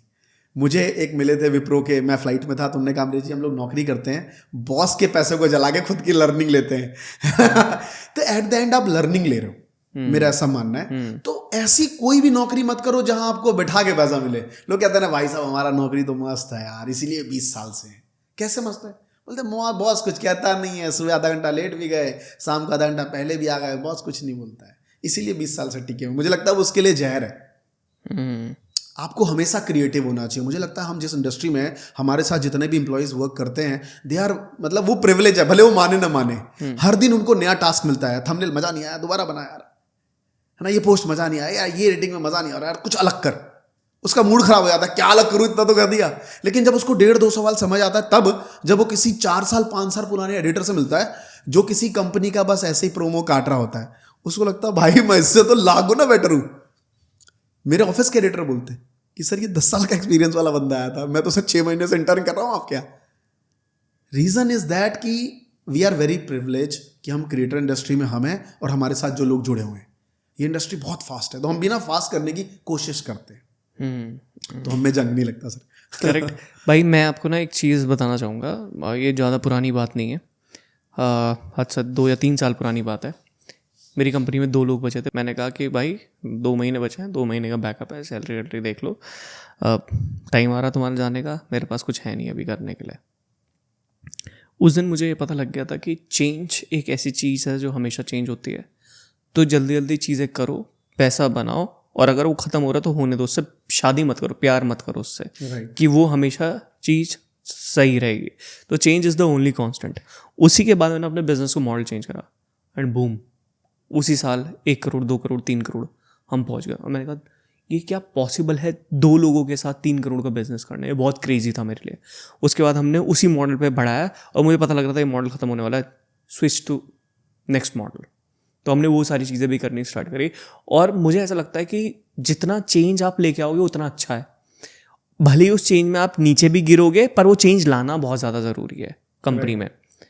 आपको फील होता है ये चीज़? बिल्कुल बिल्कुल, चेंज बहुत ज़रूरी है। मैं आप बताऊँ मैंने अपने करियर की शुरुआत कैसे करी थी। लाइक एज अ पर्सन मैं पहले अकाउंट्स एंड इकोनॉमिक्स पढ़ाता था। मैं CA ड्रॉप आउट था, तो मैंने अकाउंट्स इकोनॉमिक्स पढ़ाना शुरू किया। 10 साल में पढ़ाया, मैं बोर हो गया सर। मैं उस टाइम महीने के लाख रुपए कमा रहा था, बहुत बड़ी बात थी मेरे रिलेटिव्स और मेरे उसमें, मैं बहुत हीरो बनता था कि भाई लाख रुपए कमाता है यार लड़का तुम्हारा। तो बट फिर भी मुझे लगा मैं कर क्या रहा हूँ। तो मैंने स्विच किया और सडनली यूट्यूब मेरे को मिला, मैंने उस पर काम किया। महात्मा जी टेक्निकल पे ऑलमोस्ट 3-4 साल काम करने के बाद लगा यार कुछ अलग करना चाहिए। फिर मैंने नई स्किल अडॉप्ट करी, डिजिटल मार्केटिंग और इन चीज़ों पे काम किया। आज से 1 साल पहले जब कोविड के टाइम पे खुद का पैसा स्टॉक मार्केट में इन्वेस्ट किया, तब मुझे फील हुआ यार मैं खुद कॉमर्स का स्टूडेंट रहा हूँ, ये सारी चीज़ें मैंने करी हैं, क्यों ना फाइनेंस में नॉलेज ली जाए। मैं 2020 से बैकएंड पे अपने पैसों को ग्रो करने पे लगा। जब मुझे लगा मुझे भी ये चीज़ें सिखानी चाहिए, धीरे धीरे मैंने अपने स्किल्स को ग्रो किया और अब मैं महात्मा जी पे फाइनेंस रिलेटेड कंटेंट डालता हूँ। तो एट द एंड मुझे लगता है कि हर इंसान को स्किल्स इसलिए भी ग्रो करनी चाहिए कि वो हमेशा मोटिवेट रहे।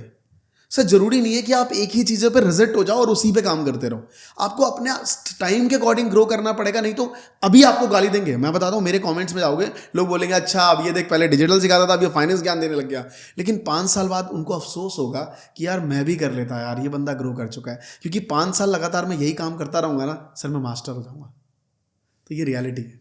करेक्ट। और मुझे भी ना ये चीज़ लगी कि जो चीज़ मार्केट में चल रही है वो चीज़ करनी पड़ेगी, अदरवाइज कोई नहीं पहचानेगा तुम्हें। बहुत सारी चीज़ें, मतलब मार्केट में बहुत सारी चीज़ें, अभी बहुत कुछ चल रहा था, पॉडकास्ट चल रहा था, मतलब जिस स्टेज पे मैं और आप बैठे हैं हमारे पास तो ढेरों अपॉर्चुनिटीज़ हैं, बहुत सारी चीज़ें हैं। बट इनमें से आपको वो चीज़ चुननी पड़ती है जिसमें आपको मज़ा आए। और जब मज़ा आता है फिर वो गेम नहीं होता, वो सिंपल है ना कि यार आप कौन सा काम करना चाहते हो। मतलब लोग पूछते थे कि आपकी हॉबी क्या है। एक सिंपल किसी ने मुझसे पूछा कि आपकी हॉबी क्या है, तो लोग कह देते हैं कि क्रिकेट खेलना, ये खेलना। मुझे ऐसा लगता है आपकी हॉबी वो होनी चाहिए पूरे दिन भर मराने के बाद, सब कुछ टूट जाने के बाद फिर से 2 घंटा जिस काम को करने में मजा आए, वो आपकी क्या है, हॉबी है सर। करेक्ट।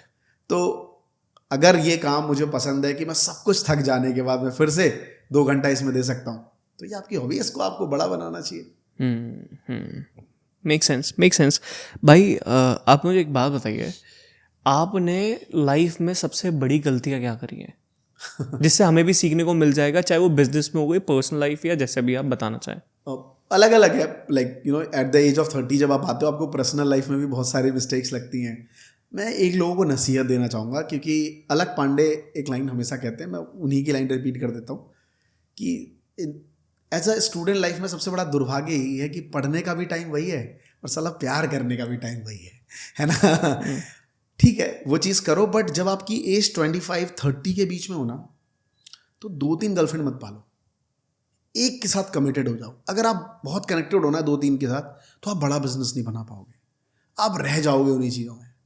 तो एक एडवाइस है पहली मेरी, ये नहीं कि मैं ये मिस्टेक कर रहा हूँ है ना, हो सकता है मैं ये मिस्टेक कर भी रहा हूँगा है ना। तो मेरी एक एडवाइस है लोगों की, मुझे ऐसा लगता है कि आपको बड़ा वेल फोकस रहना चाहिए, क्योंकि मुझे ऐसा लगता है कि अगर आप कमिटेड हो ना तो आप फ्री हो लाइफ में। आप ना धंधा बनाने में बिजी हो, आप वही लड़की को मनाने में, फिर उसको ना आज बात नहीं करी, तुम बिजी हो, तुम अभी लाइफ, उसको पीछे ले आने में, फिर एक के साथ फिर दूसरा, फिर तीसरा, इन चीज़ों से बहुत दूर हटके फोकस्ड ऑन वन, एक के पीछे रहो, वो ज़्यादा बेटर। क्योंकि ये एज, मतलब हमें जो ऑडियंस देखती है वो जनरली 25, 30, 32 वाली होती है, तो उनको मुझे ये सलाह, मुझे लगता है ये छोटी छोटी चीज़ें बड़ा इम्पैक्ट करती हैं। लोग कमेंट करके बताएंगे कि ये ज़्यादा इंपैक्टफुल है। जो लोग फोकस्ड है ना, उनको पता है यार ये गर्लफ्रेंड मिल गई, शादी हुई नहीं, करूँगा 10 साल बाद इसी से, है ना, वो बंदा बहुत फोकस्ड मिलेगा।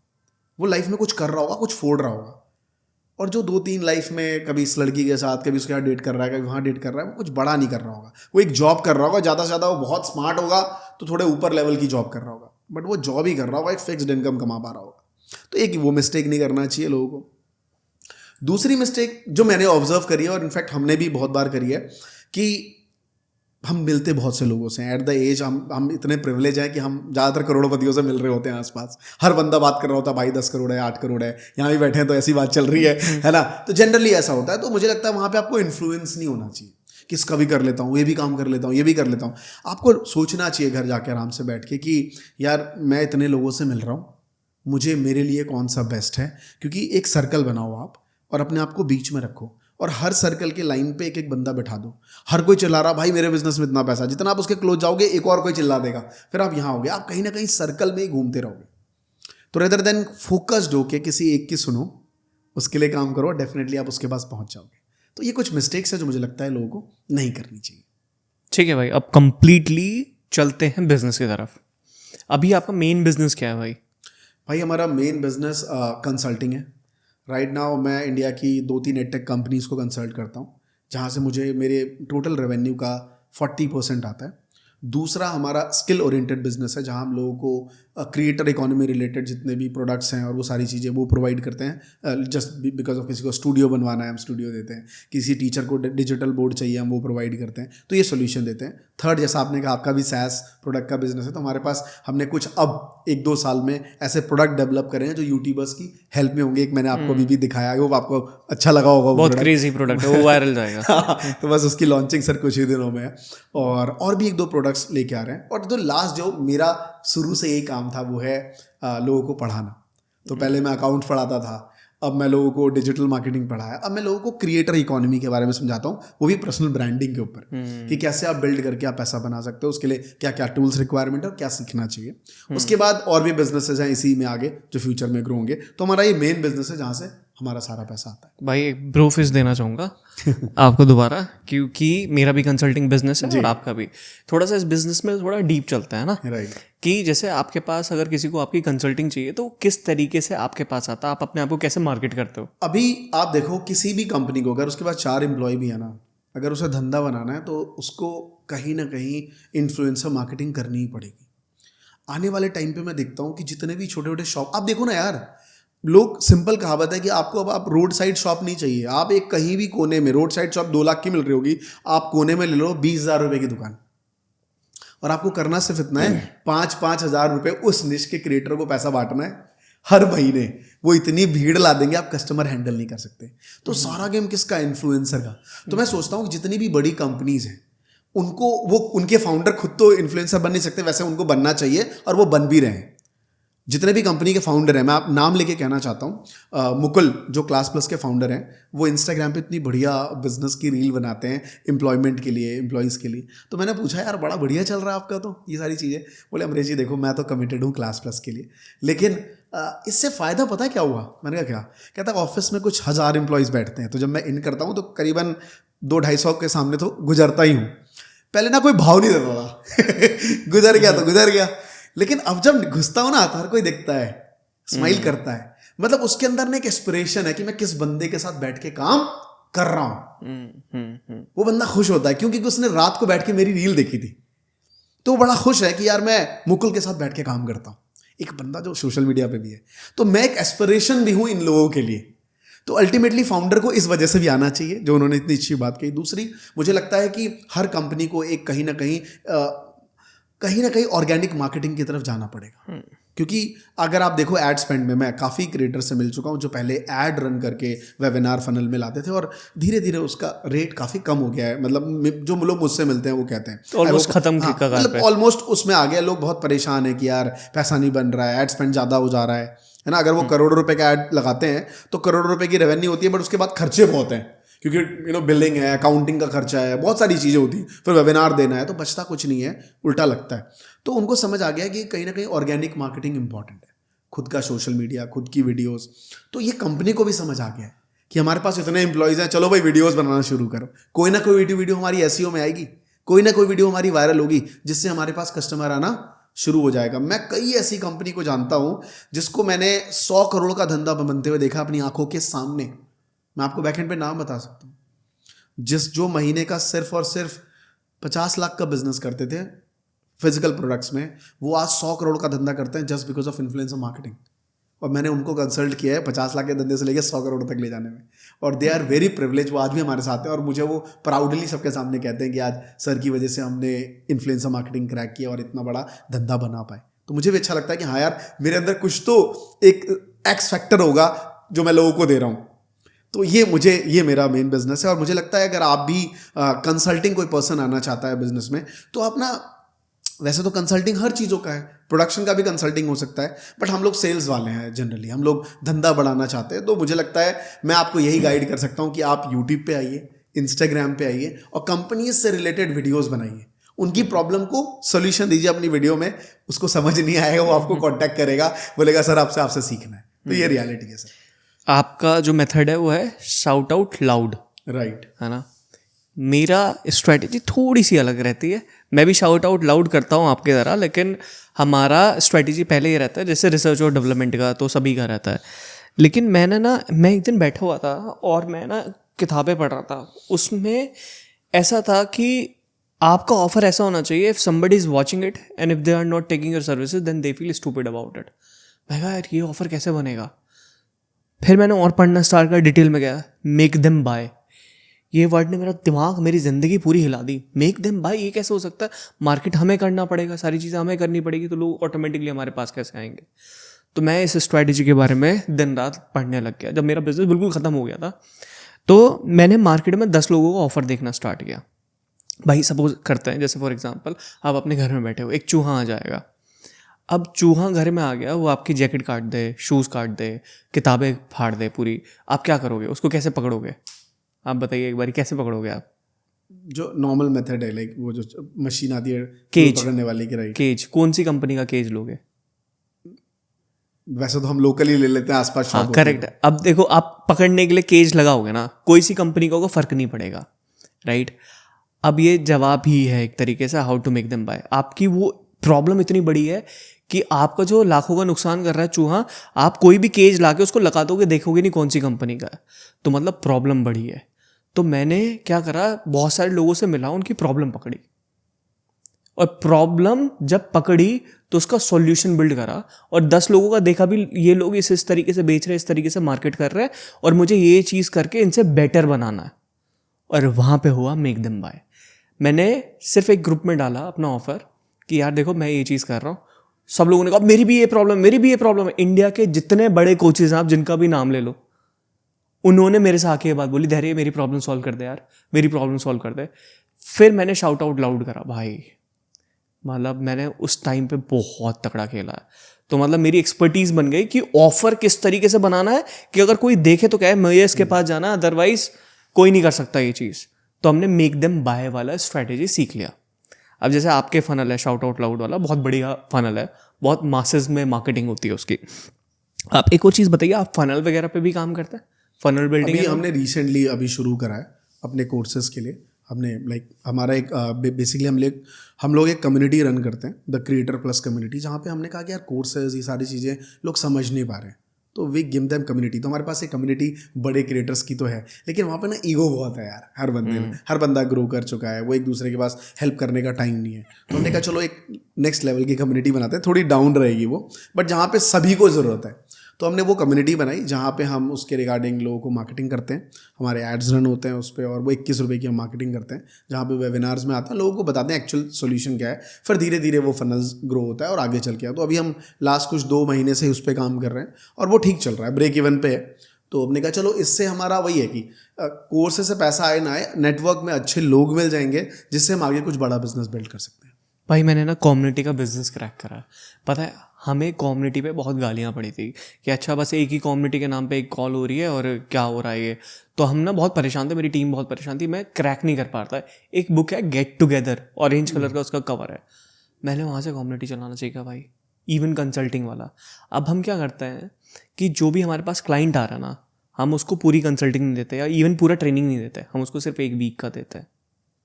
अब वो 1 वीक का पूरा ट्रेनिंग करेगा या कंसल्टिंग ली उसने, वो प्रोडक्ट लेके आएगा, अरे धैर्य हमारा हो गया है। मैं देखता हूँ अच्छा ये चीज़ ठीक है, ये चीज़ ठीक है, ये चीज़ अरे ये गलत है, इसको निकाल के फेंक दो। फिर हम कहेंगे अच्छा ये चीज़ परफेक्ट हो गया, चलो इसको यहाँ रख देते हैं, इसका ये काम बढ़िया हो गया। अब हम उसको वीक 2 का एक्सेस देते हैं, हम डायरेक्ट एक बार में ही नहीं देते सारा। तो वो एक पर्टिकुलर टास्क में बिजी रहता है कि मुझे वीक 1 कर लिया, वीक 2 कर लिया, वीक 3 कर लिया, वीक 4 कर लिया। और जब से हमने ऐसा करना स्टार्ट किया है, boom boom boom boom boom results, बहुत पावरफुल रिजल्ट। और मैंने देखा है एक्चुअली में लोग काम नहीं करते हैं, सवाल ज़्यादा उठाते हैं, इसलिए वो कुछ कर नहीं पाते। राइट। और ये बेसिकली ये मॉडल हमने अभी रिसेंटली कुछ 5 दिन पहले बैठे थे, तो one of a company class पर जिनको मैं कंसल्टिंग देता हूँ पूरा, और उनका वो मार्केटिंग हेड भी हूँ, ऑलमोस्ट 2 साल हो गए। तो दे वांट कि हम लोग भी ऐसा करना चाहिए। तो मैंने कहा ये तब पॉसिबल है जब टिकट साइज बढ़ाओ। आप 2000 के कोर्स में नहीं, उसमें पॉसिबल नहीं है, करेक्ट है ना। तो जनरली जो मासेस ऑडियंस लेती है वो 2000 5000 की टिकटें होती है, उसमें आप ये कर ही नहीं पाओगे।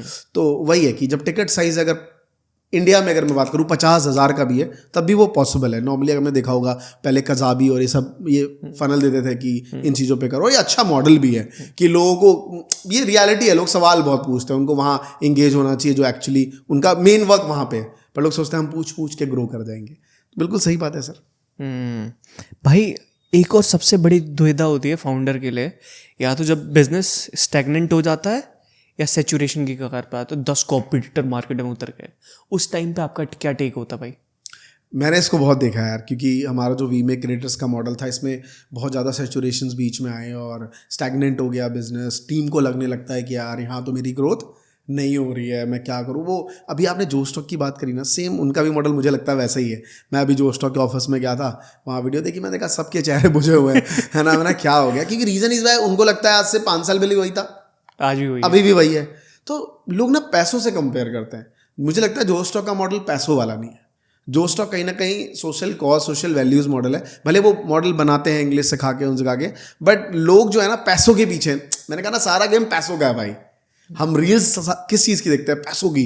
किसी ने फरारी ले ली, किसी ने लैम्बोर्गिनी खरीद ली, कोई दुबई में ऐश कर रहा है, तो उसमें पैसा इन्वॉल्व है। तो लोग पैसों से कंपेयर करते हैं। मुझे लगता है ठीक है, जब आपका बिजनेस स्टैग्नेंट कर जाए, मेरा वीमेक क्रिएटर्स ऐसा ही हुआ, तो आपको नए प्रोडक्ट्स लाने पड़ेंगे बिजनेस में, नए प्रोडक्ट लाना पड़ेगा, नए तरीके से मार्केटिंग करनी पड़ेगी आपको। वही सेम चीज़ को अलग तरीके से टैकल करने की ज़रूरत नहीं, आपको प्रोडक्ट ही नया लाना पड़ेगा, स्विच करना पड़ेगा, ऑडियंस ड्राइव करनी पड़ेगी, मार्केटिंग के स्ट्रैटेजी बदलने पड़ेंगे, तब जाके बिजनेस ग्रो होगा। और मैंने फोकस्ड किया बहुत ज़्यादा इन चीज़ों पे। मैं सच बताऊँ, पीछे 8 साल मैंने यूट्यूब पे काम किया, हर बार किसी दूसरे का प्रोडक्ट यूज़ करके मैं अपने आप को आगे बढ़ता चला गया। बट लास्ट 1.5 साल में मुझे लगा कि नहीं यार, मैं ऐसे करके ग्रो नहीं कर पाऊंगा, मुझे भी कुछ ऐसा प्रोडक्ट बिल्ड करना पड़ेगा। और मैंने बीते 1.5-2 सालों में 2 प्रोडक्ट बहुत अच्छे बिल्ड करें। एक प्रोडक्ट में आपने भी कहा है कि अच्छा प्रोडक्ट है, दूसरा आपको भी दिखाऊंगा, वो भी हमने काफ़ी टीम के साथ मिलकर अच्छा बना रहे हैं। और तीसरा हमारा एक और प्रोडक्ट आएगा, वो 5-7-8 महीने बाद आएगा। तो बेसिकली प्रोडक्ट एक ऐसी चीज़ है, वो भी SaaS प्रोडक्ट, क्योंकि इसमें बहुत ज़्यादा झंझट नहीं। शुरू में आपने बना लिया, उसको इम्प्रूव करना है, लॉजिस्टिक्स नहीं है, लोगों के पास जाना नहीं है, तो क्योंकि हम इसी में साउंडेड है, तो मुझे लगता है ये सब चीज़ें मेरे बिजनेस को अपलिफ्ट करेंगी। तो हम उस पर काम कर रहे हैं। भाई मैंने भी ना इसको क्रैक करा। जब बिजनेस सैचुरेट हो रहा था तो फाउंडर की बहुत ज़्यादा फटती है और वो सब जगह हाथ पैर मारता है। इस तरीके से मैंने भी मारा और मैंने ना एक स्ट्रैटेजी बिल्ड करी जो कि बहुत पावरफुल है। जो बड़े बड़े कंपनी के फाउंडर्स हैं जिनकी 100-100 करोड़ पहुंच रही है, ये मैंने उनको भी दिया और उनके लिए भी बहुत तगड़ा काम कर रहा है। अब क्या हो कि एक मॉडल मार्केट में बनता है, 10 लोगों ने कॉपी करा, सैचुरेट हो गया, ख़त्म हो गया। लेकिन मैंने ये नहीं होने दिया। मैंने क्या करा, आपने सुना होगा किला, मोट बोलते हैं, किले के चारों तरफ गड्ढा खोद दो और वहाँ पानी डाल देता है, मछलियाँ मगरमच्छ वगैरह डाल देते हैं, जिससे कोई भी दुश्मन अंदर नहीं जा सकता। इस तरीके से बिजनेस का था। लोग एक फनल बनाते हैं या 2 फनल बना लेंगे ज़्यादा से ज़्यादा, तो हमने क्या करा, हमने 4 फनल बनाए अपने बिजनेस को प्रोटेक्ट करने के लिए। ये और हमारा बिजनेस प्रोटेक्ट हो गया। अब लोग देख तो रहे हैं, अरे यार ये कर रहा है, ये भी कर रहा है, ये भी कर रहा है, एक मॉडल चलना बड़ा मुश्किल होता है, तो हमने 4 फनल बना लिए। तो लोग कॉपी भी नहीं कर पा रहे और हमने मल्टीपल करोड़ पे भी पहुंच गए हम। और वो समझ भी नहीं पा रहे कर क्या रहे हैं। तो हमने ना एक मोड स्ट्रेटेजी, इसको मोड स्ट्रेटेजी नाम दे दिया है। और यही मैं अपने बैकएंड वाला जो हमारा महंगे वाला मास्टरमाइंड है, हम उसके अंदर यही सारी चीज़ें कराते हैं।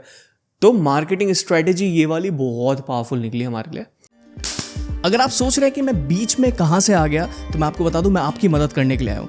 अगर आप वर्किंग प्रोफेशनल या बिजनेस ओनर हो और अपने बिजनेस के अंदर लीड्स, मार्केटिंग, सेल्स, ब्रांडिंग नहीं कर पा रहे हो, तो इसमें मैं आपकी मदद कर सकता हूँ। और इवन अगर आपको ये भी फील हो रहा है कि आपका बिजनेस सैचुरेट हो चुका है, तो मैं इसमें आपकी मदद कर सकता हूँ। नीचे डिजिटल धैर्य की ट्रेनिंग है, वहाँ पे क्लिक करके आप देख सकते हो कि आप अपने बिजनेस को जीरो से कैसे स्केल कर सकते हो और इवन सैचुरेटेड बिजनेस को दोबारा से कैसे चला सकते हो। Now you can enjoy this podcast.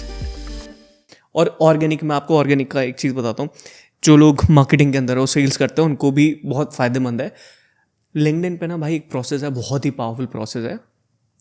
Sales navigator करके एक चीज़ होती है लिंक्डइन पे। अगर आपने वहाँ पे लिखा कोच, तो कोच खुल के आ जाएंगे सारे। प्लस आपने उसमें जियोग्राफी लगा दिया तो आप टारगेट कर सकते हो, जैसे दिल्ली में जितने कोच हैं। अब क्या है कि इनसे बात करना, उन्हें अपना कस्टमर बनाना है। हमने ये चीज़ करनी स्टार्ट करी। कैसे करा कि लिंक्डइन पे मेरी टीम ना कनेक्शन रिक्वेस्ट भेजती है।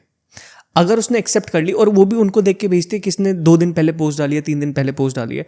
अगर वो एक्सेप्ट कर लेते हैं तो उनकी कमेंट पे जाके हम वो करते हैं, और नहीं करा तो फिर हम कमेंट वमेंट करना स्टार्ट करते हैं, अप्रोच करने की कोशिश करता है। अगर वो हमारे साथ डीएम में आया था ना, हम उनके बिजनेस के बारे में पूछे, नॉर्मली बात करते हैं, और दूसरे तीसरे दिन हम उनको अपने प्रोडक्ट के बारे में दे देता है। वो ऑर्गेनिक तरीके से हमारे पास बात करने आते हैं, तो एक रिलेशन बिल्डिंग बहुत स्ट्रांग हो जाता है। और उसके थ्रू हमारे पास लीड्स आती है, और वो वेरीफाइड लीड होती है। हमारे प्रोडक्ट बड़े हैं, अगर हम 100 लोगों को भी मैसेज कर रहे हो, उसमें से 10 लोग भी कन्वर्ट हो गए, वो भी बहुत बड़ी चीज़ है ना। तो ये स्ट्रैटेजी ऑर्गेनिक वाली हमने बनाई। सेम फिर हमने इंस्टाग्राम का बनाया, स्नैपचैट का बनाया, और बहुत सारे हमने ऐसे फनल बना दिए। मतलब बहुत पावरफुल तरीके से हमारे लिए सैचुरेशन वाला चीज़ काम करी। नहीं ग्रेट है सर। भाई आप एक चीज़ बताइए, आप इतने सारे प्रोडक्ट लॉन्च कर रहे हो, आपका फोकस, एक जो चीज़ आपको सबसे ज़्यादा पसंद है, वो क्या पसंद है? मुझे एजुकेशन पसंद है। मुझे पता है कि स्किल्स मेन पावर है। अगर आपके अंदर हुनर है, मुझे लगता है ये शुरू से भी चीज़ थी यार। मतलब जिसके पास स्टार्टिंग में पैसा नहीं था बच्चों को पढ़ाने के लिए, वो बंदा अपने बच्चों को कहता था जाए काम कर ले, चाचा के साथ लग जा, ये काम सीख ले, चला जाओ चाचा के साथ। मुझे लगता है यार वो कहीं ना कहीं वो थिंग्स राइट थी चीज़ें। मतलब एजुकेशन यार ले लोगे आप, एजुकेशन सिर्फ इतनी चाहिए कि आपको सामने वाले से बात कैसे करनी है ना, बस ये पता होना चाहिए। और जो 10th क्लास तक की मैथ है ना, बस इतनी आ जाती है ना इंसान के जीवन में, मुझे लगता है इससे ज़्यादा चाहिए भी नहीं। और स्किल्स बहुत इंपॉर्टेंट है कि आपके अंदर एक ऐसा हुनर हो जो काम करे। आज हम बैठे हैं इस पॉडकास्ट में, एक पर्सन है जो कैमरा हैंडल कर रहा है, एक पर्सन है जो जाके वीडियो एडिट कर रहा है, एक पर्सन है जो टेक्निकल साउंड देख रहा है कि ये माइक कैसे वर्क करेगा, कैसे सारी चीज़ें रिकॉर्ड होंगी, राइट। तो उसके अंदर एक हुनर है। अगर वो पर्सन वहाँ नहीं है तो आज हम ये पॉडकास्ट रिकॉर्ड नहीं कर पाते। तो उसको पता होना चाहिए कि मेरी एबिलिटी से ये चीज़ें हो पा रही हैं। मतलब एक इंसान को लगे कि मैं काम क्या करना है। मैं बताता हूँ, आज से ऑलमोस्ट 15 साल पहले मैं एक स्टॉक मार्केट कंपनी में गया जॉब करने। मतलब बेसिकली मैं सीखने गया था कहीं पे। तो उस पर्सन ने बोला कि अरे यार सीख क्यों रहे हो, हमारे बॉस से बात कर लेना, यहाँ पे तुम्हें जॉब लग जाएगी, कॉमर्स के स्टूडेंट हो, रख लेगा इंटर्नशिप में। तो मुझे तो बस काम करना था। मैं गया, सुबह 9 बजे पहुँच गया, बॉस आया तकरीबन 12 बजे, 3 घंटे मुझे बैठा रहना पड़ा।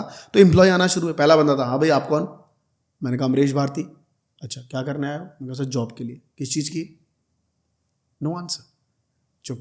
फिर दूसरा बंदा आता है, आप कौन? मैं कहा सर अमरीश भारती। किस लिए आओ? सर जॉब के लिए। किस चीज़ की? किस चीज़ की जॉब? ये स्किल्स पे मैं काम करना चाहता हूँ। मुझे लगता है ये बहुत इंपॉर्टेंट है। और मेरे जितने भी बिजनेस हैं वो रिलेटेड टू दिस हैं। आज नहीं फटेगा, 3 साल बाद फटेगा, और जब फटेगा तो लोग समझेंगे कि हाँ अच्छी चीज़ है। आज से 6 साल पहले मैंने कोर्स डिजिटली प्रमोट किया यूट्यूब पे। तो लोगों को लगता था यूट्यूब मतलब ऐसा एकदम पूजा का घर, मतलब यूट्यूब पे हम सब फ्री देंगे। उन्हें नहीं पता कि यूट्यूब इतना हराम खोर है कि तुम्हारे अगर 6 मिलियन सब्सक्राइबर है ना, अगर तुम यूट्यूब से बोलो कि इसमें से एक बंदे का फ़ोन नंबर दे दोगे, दे देगा वो? एक बंदे का फ़ोन नंबर नहीं देगा। अगर तुम्हें घमंड है इस बात का कि तुम्हारे इंस्टाग्राम पे 1 लाख फॉलोअर हैं, तो एक बार जरा इंस्टाग्राम से एक बंदे का नंबर मांग के दिखाओ, तब मानूंगा तुम्हारा घमंड है। आपको लगता है कि आपकी कम्युनिटी है, बट आपकी कोई कम्युनिटी नहीं है। तो कम्युनिटी क्या है? Community is a phone number, community is a email ID. Sir धैर्य, आपका नंबर सर कितना पुराना है? बहुत पुराना, मतलब आप डेकेड्स में बात कर रहे होगे, है ना? भाई शायद 20 साल। Correct, right. करेक्ट। सोचो आपने अपना नंबर नहीं बदला आज तक। जिस बंदे के पास आज से 20 साल पहले नंबर होगा, उसने फ़ोन किया होगा, सर हमारे पास 3,000 रुपये का प्रोडक्ट ले पाओगे? आपने कहा अरे भाई खाने के पैसे नहीं है, तू प्रोडक्ट ले रहा है। और आज शायद उसकी कंपनी आप खरीद सकते हो। तो उसका डेटा कितना इंपॉर्टेंट है। तो डेटा इज मोर इम्पॉर्टेंट। मुझे लगता है कम्युनिटी की जो लोग बात कर रहे थे अभी थोड़ी देर पहले, वो सोशल मीडिया पे इंस्टाग्राम और यूट्यूब नहीं है। करेक्ट। अगर वहां से आप 5,000 बंदे को फोन नंबर और ईमेल के थ्रू अगर आप किसी एक प्लेटफॉर्म पे रखे हुए, वो आपकी बड़ी कम्युनिटी। सर यूट्यूब वाला आपको ना आपके अच्छे कंटेंट पे आपको भयंकर गाली बकेगा, खराब पे तो भगेगा ही भगेगा, लेकिन जो आपका कम्युनिटी का बंदा है ना, वो अच्छे कमेंट में भी आपको वैल्यू दे देगा, खराब कमेंट में गाली नहीं बकेगा, सॉल्यूशन देगा कि सर आप ये चीज़ ऐसे कर लेते तो ज़्यादा अच्छा लगता। तो मुझे लगता है कि ये बहुत इंपॉर्टेंट है और मैं इसी के लिए काम कर रहा हूँ। तो 6 साल पहले मैंने जब कोर्स यूट्यूब पे इंट्रोड्यूस किया तो लोगों को बोला ये नहीं करना चाहिए, बट अब ये इंडस्ट्री कितनी ग्रो हो गई है, बहुत ग्रो हो गई है। और जो लोग मुझे बैक करते थे, गलत बोलते थे, आज वो गैम्बलिंग ऐप प्रमोट कर रहे हैं साले दो लोग, है ना। उनके मुंह पे बोला कई बार, मेरे ऑफिस में बैठते हैं, क्योंकि उनको समझ नहीं थी। मतलब वो मेरे दोस्त ही हैं, मैं बस उनको ये बोलना चाहता हूँ, उनको 6 साल पहले इस चीज़ की समझ ही नहीं थी। उनको लगता था हमने यूट्यूब फ्री में सीखा है, हम इसके पैसे क्यों दें लोगों से। बट समझना पड़ेगा सर, यूट्यूब किसी का सगा नहीं है, एक मार्केटिंग प्लेटफॉर्म है। करेक्ट। मैं आपको बार बार कहता हूँ और आपके चैनल प्लेटफॉर्म पे फिर से कह रहा हूँ कि मैं दिल्ली का सिटी एम्बेसडर रहा 2023 का ऑफिशियल। मैं अभी 2024 में बिहार का सिटी एम्बेसडर हूँ, जहाँ मुझे यूट्यूब भेजता है, मेरे ऊपर खर्च करता है, 700-800 यूट्यूबर को मुझे ट्रेनिंग देता हूँ मैं वहाँ जाके। रात को जब डिनर टाइम पे बैठे होते हैं, ऐसी बात चल रही होती है, तो मेरे बाजू के एक बंदे ने पूछा, सर आपको गलत नहीं लगता कि खान सर इतने महान टीचर हैं, वो बिहार के थे, वो बिहार में इवेंट था, खान सर इतने महान टीचर हैं और पुनीत सुपरस्टार वगैरह ऐसा फालतू वीडियो बनाता है, उस पर भी व्यूज़ हैं और खान सर पे व्यूज़ नहीं है उतने। तो उसने कहा सर दोनों मेरे लिए क्रिएटर हैं। यूट्यूब का बंदा कहता है चाहे पुनीत सुपरस्टार कैसा भी कंटेंट बनाए, उसके 1 मिलियन व्यूज़ है मेरे लिए, वही ओके। खान सर करते हैं, उनके लिए 1 मिलियन मेरे लिए ओके। तो आप समझो कि वो अपने प्लेटफॉर्म की नज़रों से देख रहा है, उसको बस मतलब है कि मेरे प्लेटफॉर्म पे क्रिएटर है ना भाई। कोई बंदा गाली गलौज करके एंटरटेन कर रहा है, कोई पढ़ा के एंटरटेन कर रहा है, मुझे सिर्फ नंबर से मतलब है, हम अपना इमोशन जोड़ देते हैं। तो मुझे लगता है कि स्किल्स बहुत इंपॉर्टेंट है यूथ को। जितने भी यूथ देख रहे हैं, अब देखो ना सर, अभी आप और हम ये पॉडकास्ट पे बहुत लेस व्यूज़ होंगे, बट अभी हम इसको ना मिलियन क्रॉस कर देंगे। अगर मैं ये जैकेट खोल दूँ, बनियान में आ जाऊँ, आप भी टी शर्ट हटा दो, बस बनियान में इंटरव्यू कर लो, माँ कसम इतनी रील बनेगी, इतना वायरल जाएगा। उल्टी सीधी बातें करना, उल्टी सीधी, बस कोई उल्टी बातें तो हर इंसान करता ही है ना ऑफ द कैमरा, बस वो तो बात करेंगे, बट कुछ नहीं करना, जैकेट खोलना, शर्ट खोलना, नंगे बस पॉडकास्ट करना है। हम यूनिक दिखेंगे, हम छोड़ो, हर पॉडकास्टर हमारा नाम, आपका नाम जान रहा होगा कि ऐसा कोई पॉडकास्टर है भाई जो अलग लेवल की करता है। बट एक एडिकेट्स होती है ना जीवन की, आपको एंटरटेन करना है लेकिन राइट वे में, तो वो बहुत इंपॉर्टेंट है, उस चीज़ पे मैं काम कर रहा हूँ, वो है स्किल्स। मैंने एक चीज़ सीखी है भाई, जो आप बिल्कुल आपने बहुत सही बात बोली कि इंस्टाग्राम यूट्यूब आपका बिल्कुल सगा नहीं है।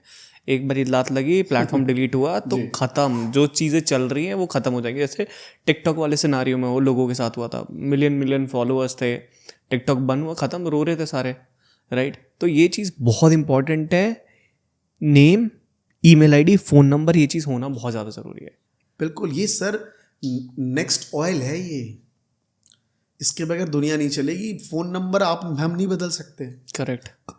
आज मतलब आप सोच रहे हो, आपको डर लगता है कि आपको उबर बैन ना कर दे अगर आप 1-2 बंदे की राइड कैंसिल कर दोगे तो। आपको डर इस बात का नहीं कि उबर बैन कर दे, उबर ऐसी 50 कंपनियां होंगी और आपको बंदा भाई मैं नंबर नहीं बदल सकता यार, ये फ़ोन मुझे रखना पड़ेगा। तो मुझे लगता है ईमेल आईडी और फ़ोन नंबर अगर आपके पास है तो आप दुनिया के सबसे अमीर व्यक्ति हो। भाई मैं प्राउडली इस बात को कहना चाहता हूँ, मेरे पास जो सही ईमेल है, मतलब जिनको फिल्टर करके निकाला जाता है एप्लीकेशन के थ्रू, पेबली एक सॉफ्टवेयर है, उसके थ्रू हमारे पास अभी मैं आपको बताऊं तो एक्चुअल एक्टिव जो हमारे पास सब्सक्राइबर हैं वो 30 मिलियन के आसपास है, जिनको अभी मेल भी नहीं जाता, लेकिन हमारे पास इतने ईमेल है 30 मिलियन। अगर मैं एक वीडियो पे पुश कर देता हूँ ना तो व्यूज़ आते हैं, अच्छे खासे व्यूज़ पहुँच जाते हैं, लेकिन उसको उस तरीके से यूज़ नहीं करूँगा, थोड़ा अलग तरीके से यूज़ करूँगा। तो जब से करियर स्टार्ट किया था ना, 1-2 ईमेल भी आ रहे थे फॉर्म के थ्रू, सब रखे हैं आज तक, और ये चीज़ ध्यान में, ये पता नहीं था कि मुझे कि ये इतना इंपॉर्टेंट होता है, बट किसी डिजिटल मार्केटर ने मेरे से बोला था ये वाली चीज़ बहुत इंपॉर्टेंट होती है, ये रख लेना, और वो आदत पड़ गई, तो मैं अब हमेशा सबका रखता ही रखता हूँ।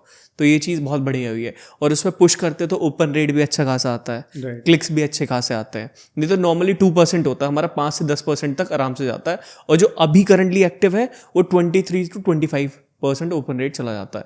तो मतलब ये चीज़ बहुत अच्छी हुई है मेरे साथ। भाई आप थोड़ा सा इस इकनॉमी के बारे में बात करना चाहोगे, क्रिएटर इकनॉमी में जो नए लोग हैं आना चाहते हैं, या जो इवन पुराने हैं, पहले नए लोगों के बारे में बात करते हैं कि आप उनको क्या एडवाइस देना चाहते हो? जितने भी नए लोग जो रील्स देख रहे हैं दिन में बैठ के, सबसे पहले तो थोड़ा सोचो कि मैं ये देख क्यों रहा हूँ, अपना टाइम क्यों बर्बाद कर रहा हूँ। आप फ़ोन में जाके लाइक आप देखो स्टैट्स, एवरेज स्टैट्स सिटी वालों का 7 घंटे का है और जो गांव में रहते हैं उनका 3 घंटे का है। एवरेज चल रहा है, आपका और हमारा भी 5 घंटे का ही है ऑलमोस्ट। मतलब ये इस लेवल पे जा चुका है। तो जो लोग सिर्फ वीडियो देख रहे हैं, रील देख रहे हैं, आपको सोचना पड़ेगा कि आप ये क्यों देख रहे हो। करेक्ट। और जब आप ये क्यों देख रहे हो सवाल आएगा तो आपको लगेगा यार ये बहुत सारी चीज़ें मैं कर सकता हूँ। हम और आप इंस्टाग्राम की सेफ फीड में इतनी रील सेव करी हुई है काम की, अगर हम जीवन में उसको ही समझ लेना तो 10, 12, 20 करोड़ तो उससे ही बन जाएंगे। पर हम उसे दोबारा खोल के नहीं देखते। तो मुझे लगता है सबसे पहले ना, जो लोग करना चाहते हैं उनको लगता है यार मैं नहीं कर पाऊंगा, है ना, ये बहुत अलग अलग चीज़ें हैं, बहुत सारे लोग हैं, कॉम्पिटिटर बहुत ज़्यादा है ना। आपके अंदर 100% अगर मैं किसी चीज़ को लूँ कि एक यूट्यूबर बनने की 100% क्वालिटी है, तो उसमें 90% क्वालिटी सिर्फ आप हो और 10% ये माइक, ये कैमरा, ये क्वालिटी, ये सारी चीज़ें हैं। 90% में आप और सिर्फ आपका कंटेंट आता है कि मैं क्या बोलूँगा। और सर अगर आप गवर्नमेंट जॉब में चले जाओ, जहाँ भी आप जाना चाहते हो, कंपटीशन तो है ही ना, पढ़ना तो पड़ेगा ही ना। अब बिना पढ़े तो नहीं काम कर सकते ना आगे। अगर आप कहीं जॉब भी करने जाओगे आपको वो स्किल्स आनी चाहिए ना।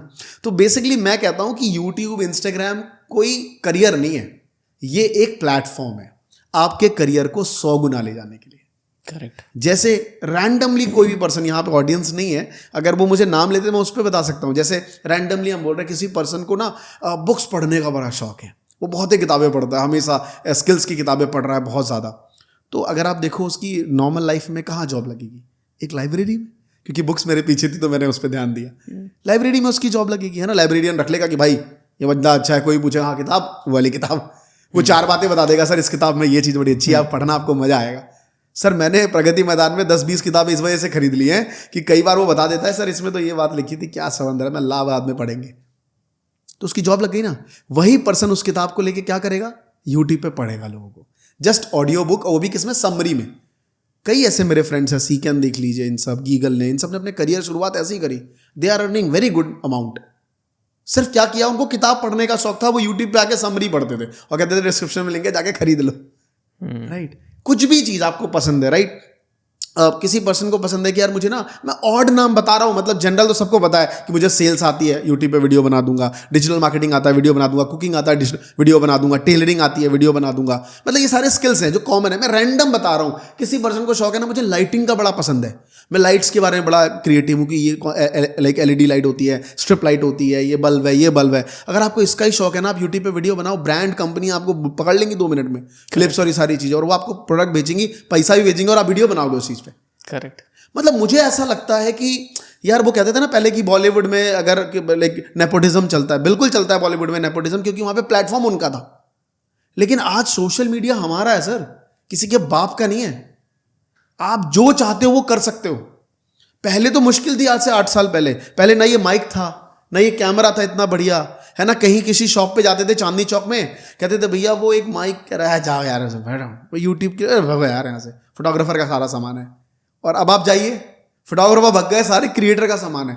तो पहले कितना मुश्किल था, अब कितना आसान हो गया है। अब आप जाओगे नहीं दुकानदार को कि कॉम्बो पैक दे देगा, ब्लॉगर बनना है ये लो, कुकिंग चैनल शुरू करना है ये कंटेंट, ये सारा लो, क्रिएटर है ये लीजिए, टीचर है ये वाला प्रोडक्ट लीजिए।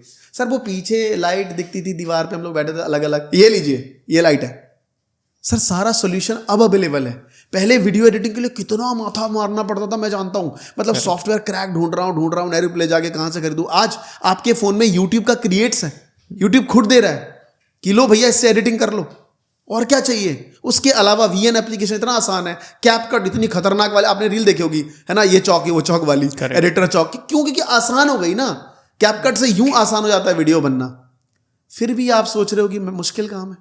सर अगर आज आप नहीं आए ना तो मुझे लगता है आने वाली जनरेशन आप पे हंसेगी कि मेरे दादाजी ये काम कर सकते थे, नहीं किया यार। उनको शायद मुश्किल होगा, आपकी पोते की जनरेशन को, बेटे की जनरेशन को नहीं। उस टाइम भी भारत इतना बड़ा है ना सर कि भारत में ना चीजें फैलने में बहुत समय लगता है।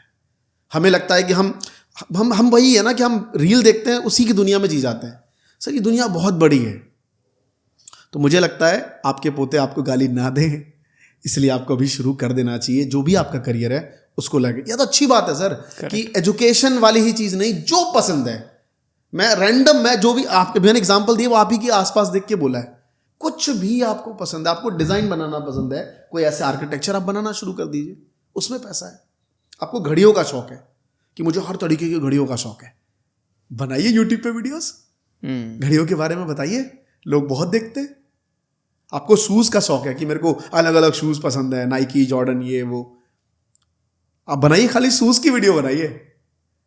Tier 1 ऑडियंस आपको मिलेगी। ब्रांड प्यूमा, नाइकी आपको हाथ जोड़ के बाबूजी हमारा प्रोडक्ट लीजिए ना, हम इतना पैसा भेज देंगे। मैं महाकसम खा के कहता हूं, एक बंदा भी आज कंटेंट दे रहा हूं आपके सामने, इसको सर रील जरूर बनाइएगा। आप सिंपल क्या करो, आपको जूता का शौक है ना, घड़ियों का शौक है, लगता है इसमें क्या करियर बनेगा, मैं जाके क्या करूंगा, रीबॉक और पूमा के दुकान में बैठ के बस वो दुकानदार सबको पाँव में पहनाऊंगा जूता ना। यूट्यूब चैनल शुरू करो, इंस्टाग्राम रील बनाओ और जूतों के बारे में खाली बताओ। घड़ी का है तो घड़ी के बारे में बताओ। 3 महीने के अंदर नाइकी, प्यूमा, ये आपके पास नहीं आके हाथ जोड़ के बोले कि सर ये 20 जूते भिजवा दे रहा हूँ, एक भी पैसा नहीं ले रहा हूँ, प्लीज बना दीजिए। पहली बार बोले 20 जूते, दूसरी बार बोले हम पैसा भी भेजो साथ में, तब बनाऊंगा, ऐसे फ्री में नहीं बनाऊंगा। और आप इतना पैसा बना दोगे। ये है सर अपॉर्चुनिटी सोशल मीडिया की। करेक्ट। और मैं एक और चीज़ देख रहा था, अब भाई जैसे मैंने बताया बॉलीवुड वाले भी पॉडकास्ट कर रहे हैं, है ना, बट उनके पॉडकास्ट चल नहीं रहे हैं। और मैंने बहुत लोगों के देखते कि वो चला ही नहीं पा रहे पॉडकास्ट, क्योंकि उनके पास पीछे का एक्सपीरियंस नहीं है उस चीज़ का कि रिसर्च और डेवलपमेंट नाम की कोई चीज़ होती है। SEO होता है, टाइटल होता है, थंबनेल होता है, ये बहुत सारी चीज़ें होती है जो शायद एक नॉर्मल एक्टर को नहीं पता होगा। उसको लगा होगा कि बैठा, एक इधर में बैठा, वो उधर बैठा, बस बातचीत करी, हो गया। नहीं, इसके लिए पूरा सिस्टम प्रोसेस लगता है, जो एक्चुअल में जो पुराने यूट्यूबर उनको पता है। भाई मैं एक चीज़ जानना चाहता हूँ आपसे कि ये तो थी फ्रेश जो लोग आना चाह रहे हैं, बिगनर के लिए एडवाइस। जो एक्सपीरियंस लोग हैं, आपको यूट्यूब करते काफ़ी टाइम हो गया है ना, कितना टाइम हो गया भाई आपको? मुझे 8.5 साल हो गए। 8.5 साल एक बहुत लंबा टाइम होता है। और 10 साल होते ही आपको पूरा एक्सपीरियंस हो जाएगा कंप्लीट। कहते हैं 10,000 घंटे या 10 साल आपको किसी भी चीज़ को मास्टरी करने में लगता है। तो मतलब 2 साल और बचे हैं आपके, 8.5 तो कम ही बचा अब तो। तो आपको पूरी मास्टरी हो जाएगी यूट्यूब के बारे में, और मोस्टली अब तो आपको सारी चीज़ें ही पता होंगी। तो आप उन लोगों को क्या बोलना चाहते हो जिनके 10 मिलियन सब्सक्राइबर हैं, जिनके 5 मिलियन है, जिनके 15 मिलियन है, इवन जिनके 50 मिलियन है, उनका घमंड तोड़ना चाहोगे कुछ? मैं मिला हूँ यार ऐसे लोगों से, कईयों के 20 मिलियन सब्सक्राइबर है, पैसा नहीं बना पा रहे। मैं आपको रीसेंट एग्जांपल देता हूँ। बिहार इवेंट में कई ऐसे थे जो 10 मिलियन पे थे, पीछे खड़े हैं लाइन में। अमरीश सर, मुझे लगा नया क्रिएटर होगा सर, 10 मिलियन। मैं बोला भाई पास आ यार है ना, तूने कुछ तो किया होगा तभी तो 10 मिलियन बने, चाहे कुछ भी किया हो। रीजन इज वाई ना, लोगों को बिजनेस मॉडल नहीं पता। अभी भी लोग वही ट्रेडिशनल में डिपेंड है कि मैं सब्सक्राइबर, मैं कुछ बेचूंगा तो सब्सक्राइबर भाग जाएंगे। मैंने कहा ना भाई, ये रही मोबाइल में बंदा बैठ के वीडियो देखता है। पहले तुम्हारी वीडियो देख रहा है मोटिवेशनल, तुरंत उसके मूड में गंदा ख्याल आया, तुरंत स्विप करा, किसी की गंदी वीडियो देख रहा है। बंदा वही है साहब, बंदे नहीं भागते, थॉट बदलते हैं लोगों के। आप कभी मत सोचो कि आप कोई प्रोडक्ट दोगे तो लोग आपसे भाग जाएंगे। इसका मतलब आप गलत प्रोडक्ट दे रहे हो। आपको खुद उस प्रोडक्ट पे बिलीव हो, डेफिनेटली लोग आपसे जुड़ेंगे। स्टार्टिंग में कुछ कंबल ओढ़ के लोग गाली बकेंगे, जो शायद आपके कस्टमर कभी बन भी नहीं पाएंगे, और जो बनना है वो बनेंगे। तो मुझे लगता है जिनके पास 5 मिलियन, 10 मिलियन, 15 मिलियन का सब्सक्राइबर बेस है, सबसे पहले उनको एक दिन बैठ के, जब वो पैसे नहीं बना रहे तो डिमोटिवेट होंगे, वो डिमोटिवेट होंगे पक्का। वो देखेंगे कि लाख वाला बंदा दुबई घूम रहा है, मैं नहीं घूम पा रहा, मैं महीने के लाख कमा रहा हूँ, घर के खर्चे में निकल जा रहा है, या 2 लाख कमा रहा हूँ, 5 लाख कमा रहा हूँ। आजकल सर, आज के टाइम पे अगर बंदा सिटी में रहता है ना, अगर वो महीने के 7 से 8 लाख रुपए भी महीना कमा रहा है, तो भाई साहब वो अच्छी लाइफस्टाइल मेंटेन नहीं कर पा रहा। ये मैं आपको रियलिटी बताता हूँ, ये हाल है, मैंने देखे हैं लोगों को। तो अगर आपको लगता है अगर आपको एक्चुअल में पैसा सही बनाना है, तो एक दिन बैठो, सिट, देखो कि मैं इस प्लेटफॉर्म के थ्रू क्या क्या प्रोडक्ट ला सकता हूँ। डेफिनेटली आपको बहुत सारे प्रोडक्ट मिलेंगे। आपके पास यार वरदान है चैट जीपीटी, आप उससे बात करो यार, डेफिनेटली आपको निकाल के देगा, बहुत सारी चीज़ें देगा। मुझे लगता है वो 100% नहीं देगा, बट आपको आइडिया देगा। एक ऐसा इंटर्न है आपका वो कि जो पूछोगे वो जवाब देता है, चाहे वो सही हो या गलत। आप वहाँ से थिंग्स वर्क करो कि मैं क्या चीज़ें अलाइन कर सकूँ, फिर उसको प्रोडक्ट बेस्ड बिजनेस लाओ, चाहे वो सैस में हो या फिर कोई फिजिकल प्रोडक्ट हो, आप पैसा बना दोगे यार। मुझे कई लोग कहते हैं अमरीश जी आप नहीं बना पाए जितना, उतना हम आपके थ्रू बना बैठे हैं। कई ऐसे लोग मिले मुझे, इनफैक्ट मेरे ऑफिस के एम्प्लॉय कहता रहे वो बंदा था यार भूखा मरता, आपसे मिलने के लिए मरता था यार पहले, आप ही के थ्रू मिल के आपके साथ उसने 100 करोड़ की कंपनी बना दी। रीजन इज वाई कि अगर आप फोकस्ड हो ना किसी एक चीज पर, आप बना दोगे। करेक्ट। तो ये है, कई बड़े सेलिब्रिटीज बड़ा पैसा नहीं बना पाए। आप चंकी पांडे का देख लो ना, चंकी पांडे बड़ा सुपरस्टार नहीं रहा, लेकिन वो बहुत से सुपरस्टार से ज्यादा पैसा आज के टाइम पे। रीजन इज वाई वो विवेक ओबराय को देख लो, अभी रिसेंटली कितनी न्यूज आई थी, दुबई में उनका घर है, रोल्स रॉयस 10 करोड़ की उनके पास। तो विवेक ओबराय ऐसा बंदा जो सही से बॉलीवुड में नहीं चल पाया, लेकिन बिजनेस माइंड लगाया, प्रॉपर्टी लाइन में आया, दुबई चला गया, वहां उसने कुछ फोड़ा और आगे निकल गया। तो समझना पड़ेगा आपको। करेक्ट भाई। मैं भी ना एक यूट्यूबर से मेरी बात हो रही थी, तो मेरी एजेंसी थी, पहले मैं कंसल्टिंग नहीं करता था, एजेंसी थी। थोड़ा घमंडी यूट्यूबर, बहुत ही घमंडी यूट्यूबर, 20 मिलियन से ज़्यादा ऑडियंस से, नाम नहीं लूँगा यहाँ पे। और उन्होंने मेरे से आके बोला कि धैर्य मुझे ऐड चलवाना है अपने, ये कराना है। मैं ठीक है सर हो जाएगा, आप बताइए कि कैसे कैसे करना है। तो उन्होंने कहा कि 20,000 रुपये दूंगा। मैंने कहा सर 20,000 रुपये में तो मैं काम नहीं करता हूँ, मेरे ये कमर्शियल्स है, 50,000 से मिनिमम स्टार्ट होता है, goes up to like 2 lakh. तो कह रहे तेरे जैसे 10 खड़े कर दूंगा। मैंने कहा ठीक है सर आप 10 खड़े कर लेना, मैं आउट हूँ लेकिन मैं नहीं कर पाऊँगा। कह रहा मुझे पता है कि कोई फ्री में काम नहीं करता, लेकिन तेरा मेरे साथ नाम जुड़ जाएगा। मैंने कहा सर नाम नहीं चाहिए, उसके लिए मैं अपना यूट्यूब चैनल चला रहा हूँ। तो मैंने उस प्रोजेक्ट को छोड़ दिया। आज उसकी कंपनी बिल्कुल ख़त्म हो चुकी है। फिर वो मेरे पास आया कि धैर्य यार ऐड चलवाने हैं। मैंने कहा अब मेरी फ़ीस 5 लाख रुपए प्लस GST है, चलवाना है। तो कह रहा यार आपने तो बहुत बढ़ा दिया, उस दिन आप वो बोल रहे थे। मैंने कहा आप भी सेम बिजनेस में हो, मैं भी सेम बिजनेस में हूँ, लेकिन मेरा बिजनेस अभी रिटेन है और मैं अपने नंबर खोल के दिखाता हूँ, डैशबोर्ड मैंने खोल के देखा है। तो कभी नंबर्स का घमंड नहीं करना चाहिए बिल्कुल सोशल मीडिया पे, क्योंकि प्लेटफॉर्म अपना नहीं है। तो इसलिए मेरे हमेशा से मैंने डेटा कलेक्ट करा है और डेटा के बेसिस पे ही पैसा बनाया। यूट्यूब के थ्रू इतना पैसा कहाँ मिलता है, ज़्यादा पैसा नहीं मिलता, आपको भी पता है और हमें भी पता है। मेन चीज़ है डेटा, और डेटा के साथ आप कैसे खेल रहे हो और मार्केट की साइकोलॉजी अगर आप समझ रहे हो तो आप अच्छा खासा पैसा बना चाहोगे।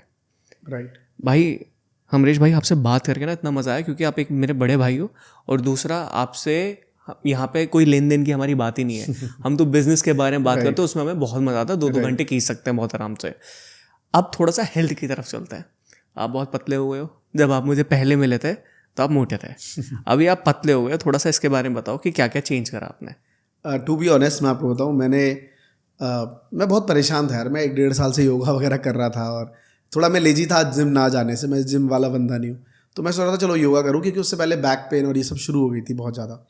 तो योगा कर रहा था, चीज़ें चल रही थी, बट क्या होता है ना, शुरू में आप योगा करते हो आपकी बॉडी थोड़ी फ्लेक्सिबल होती है और आपको ठीक लगता है, फिर वो धीरे धीरे आ जाता है, फिर वही हालत हो जाती है। एक दिन यार मैं यूट्यूब पे वीडियो बना रहा था और एक सर मिले, वीडियो बनाया उनके साथ, और वीडियो बनाने के बाद बैठा तो उन्होंने पूछा कि अमरीश मेरी एज क्या है। तो मैंने कहा सर 43 लग रही होगी। कह रहा मेरी 53 एज है। और सच बताऊं जब मैं उनकी वीडियो देख रहा था ना अपने साथ, क्योंकि हम साथ खड़े थे, तो मुझे लगा मैं इनसे ज़्यादा एजेड दिख रहा हूँ। तो मैंने कहा यार मैं क्या कर रहा हूँ यार लाइफ में, कुछ साल बाद मैं ख़त्म हो जाऊँगा जीवन में। तो मैंने उनसे पूछा, उन्होंने कहा यार अमरीश मैं ना 18 साल से रोटी छोड़ दी है, मैंने चावल छोड़ दिया है, शुगर छोड़ दिया है मैंने, मैं मिलेट की रोटी खाता हूँ। तो मैंने उनके सामने इंस्टामार्ट खोला उसी टाइम, है ना, ब्लिंकिट सॉरी, और ब्लिंकिट से मैंने ऑर्डर किया 2 पैकेट ढूंढने का ही ऑर्डर कर लो और इसके चावल वावल बना के खाओ। मैंने ऑर्डर किया। फिर मैंने कहा यार जीवन में मैंने ना इतने सारे दोस्त क्रिएटर बनाए, आज मैं प्रिविलेज लूँगा जो मेरे इस बिजनेस में है। तो मेरी एक स्टूडेंट है योगिता, जो पतंजलि में डॉक्टर है, तो पहले उनको फ़ोन किया। मैंने कहा यार ये मेरे साथ, उन्होंने कहा हाँ सर बिल्कुल आपको ऐसा ऐसा करना चाहिए। उसने मुझे एक डाइट प्लान बना के दिया। उस डाइट प्लान में उसने भी लिखा मिलेट की रोटी और बाकी सारी चीज़ें थी। बाकी सारी चीज़ों में कुछ ऐसा नहीं था कि मुझे कुछ महंगी चीज़ें खानी है, बस मिलेट की रोटी खानी है, चिरौते का सुबह सुबह पानी पीना है और अंजीर खा लेने हैं 2, है ना, इस तरीके की चीज़ें थी। चावल बैन था बिल्कुल, बोला चावल मत खाओ, और खाना भी है तो मंथ में 1 या 2 बार कभी दोस्तों के साथ बैठे हो चीट कर लो या एक आध रोटी चपाती खा ली। तो मैंने कहा यार अब मिलेट, क्योंकि प्रोसेस देखा बड़ा कॉम्प्लेक्स था, पहले सुखाओ रे करो रे, तो मैंने कहा एक और हमारा स्टूडेंट है जो मिलेट एक्सपर्ट है, जिनका यूट्यूब चैनल भी है। मैंने उनसे फ़ोन किया, उन्होंने कहा सर बाकी मार्केट का कैसा देंगे आपको मुझे नहीं पता, बट हम लोग तो खुद बनाते हैं, तो डोंट वरी, मैं आपको यहाँ से भिजवा दिया करूँगा आटा, और आपका तो 3-4 किलो में ही महीना निकल जाएगा, ज़्यादा नहीं खाना आपको। तो लास्ट 2 महीने से मैं फोकस्ड उसी खाने पे कर रहा हूँ। हफ्ते में 1.5 हफ्ते में कुछ अलग थोड़ा सा खा लेता हूँ, लेकिन लिमिट में खाता हूँ। फिर खाने के बाद दिमाग में रहता है कि यार खाने के बाद जो बैठ जाता हूँ टीवी के सामने, थोड़ा सा वॉकिंग ही करना शुरू कर दूँ, 10 मिनट का कोई वीडियो देख रहा हूँ, तो थोड़ा माइंड चेंज कर दिया है, थोड़ा सा एक्टिविटी बढ़ा दी, जैसे योगा के साथ साथ हर दिन शाम को 2 घंटा क्रिकेट खेल लिया। तो ये सब चीज़ें कर रहा हूँ, और सच बताऊँ मेरे अंदर बहुत कुछ चेंज दिख रहा है। मतलब मेरा हेल्थ बहुत ठीक हो गया, पता नहीं कितना पतला हूँ, आई डोंट नो, लेकिन अंदर से मैं बड़ा वो एकदम यंग फील कर रहा हूँ, है ना, ये चीज़ बड़ा महसूस करता हूँ ये चल रहा है सर। भाई आप बहुत फिट हो गए पहले से, मतलब आपको देख के बहुत अच्छा लग रहा है कि आपने अपनी हेल्थ पे काम किया है भाई। Actually thank you so much. आपसे बात करने में मुझे याद है जब लास्ट टाइम, क्योंकि मैं तो ये वरीड था, शायद आपको याद होगा नहीं होगा, जब आप मेरे ऑफिस में थे लास्ट 1-1.5 साल पहले, तो मैंने पूछा था, वो आपने कहा था कि सर मैं हेल्थ पे ध्यान देता हूँ, क्रिकेट खेलता हूँ, तो मुझे इतना गिल्ट महसूस हुआ था अपने आप पे कि मैं तो किसी भी चीज़ पे ध्यान नहीं देता हूँ। तो हमने एक बहाना ढूंढ लेते कि मैं बिजनेस बिल्ड कर रहा हूँ, ये कर रहा हूँ, वो कर रहा हूँ। सब कुछ नहीं है बॉस, आपकी हेल्थ के अलावा ना कुछ नहीं। अगर आपकी हेल्थ बढ़िया है ना, सब बढ़िया है। हेल्थ खराब हो गई ना, जिंदगी की गाड़ी रुक सी जाती है सर। ये हेल्थ जो है ना, हैंड ब्रेक है। आप फुल क्लच इंसुलेटर गियर दबा रहे हो, मतलब एक सज्जन कह रहे थे कि गाड़ी में ब्रेक क्यों होती है, क्योंकि गाड़ी आप तेज चला सको, क्योंकि जब पता है वहाँ रोक लेंगे। लेकिन जो हैंड ब्रेक होता है ना, वो सीधा रोक देता है। हैंड ब्रेक आप कब खींचते हो? जब गाड़ी रोकनी होती है साहब। हैंड ब्रेक हमेशा नहीं मारते रहते आप। तो ये जो हेल्थ है ना, आपका हैंड ब्रेक है। ऐसा लगता है ना, आप सब भूल जाते हो, धंधा पानी ये सब, तो इसको ठीक करो यार, ये बहुत इंपॉर्टेंट है। बहुत सही बात है।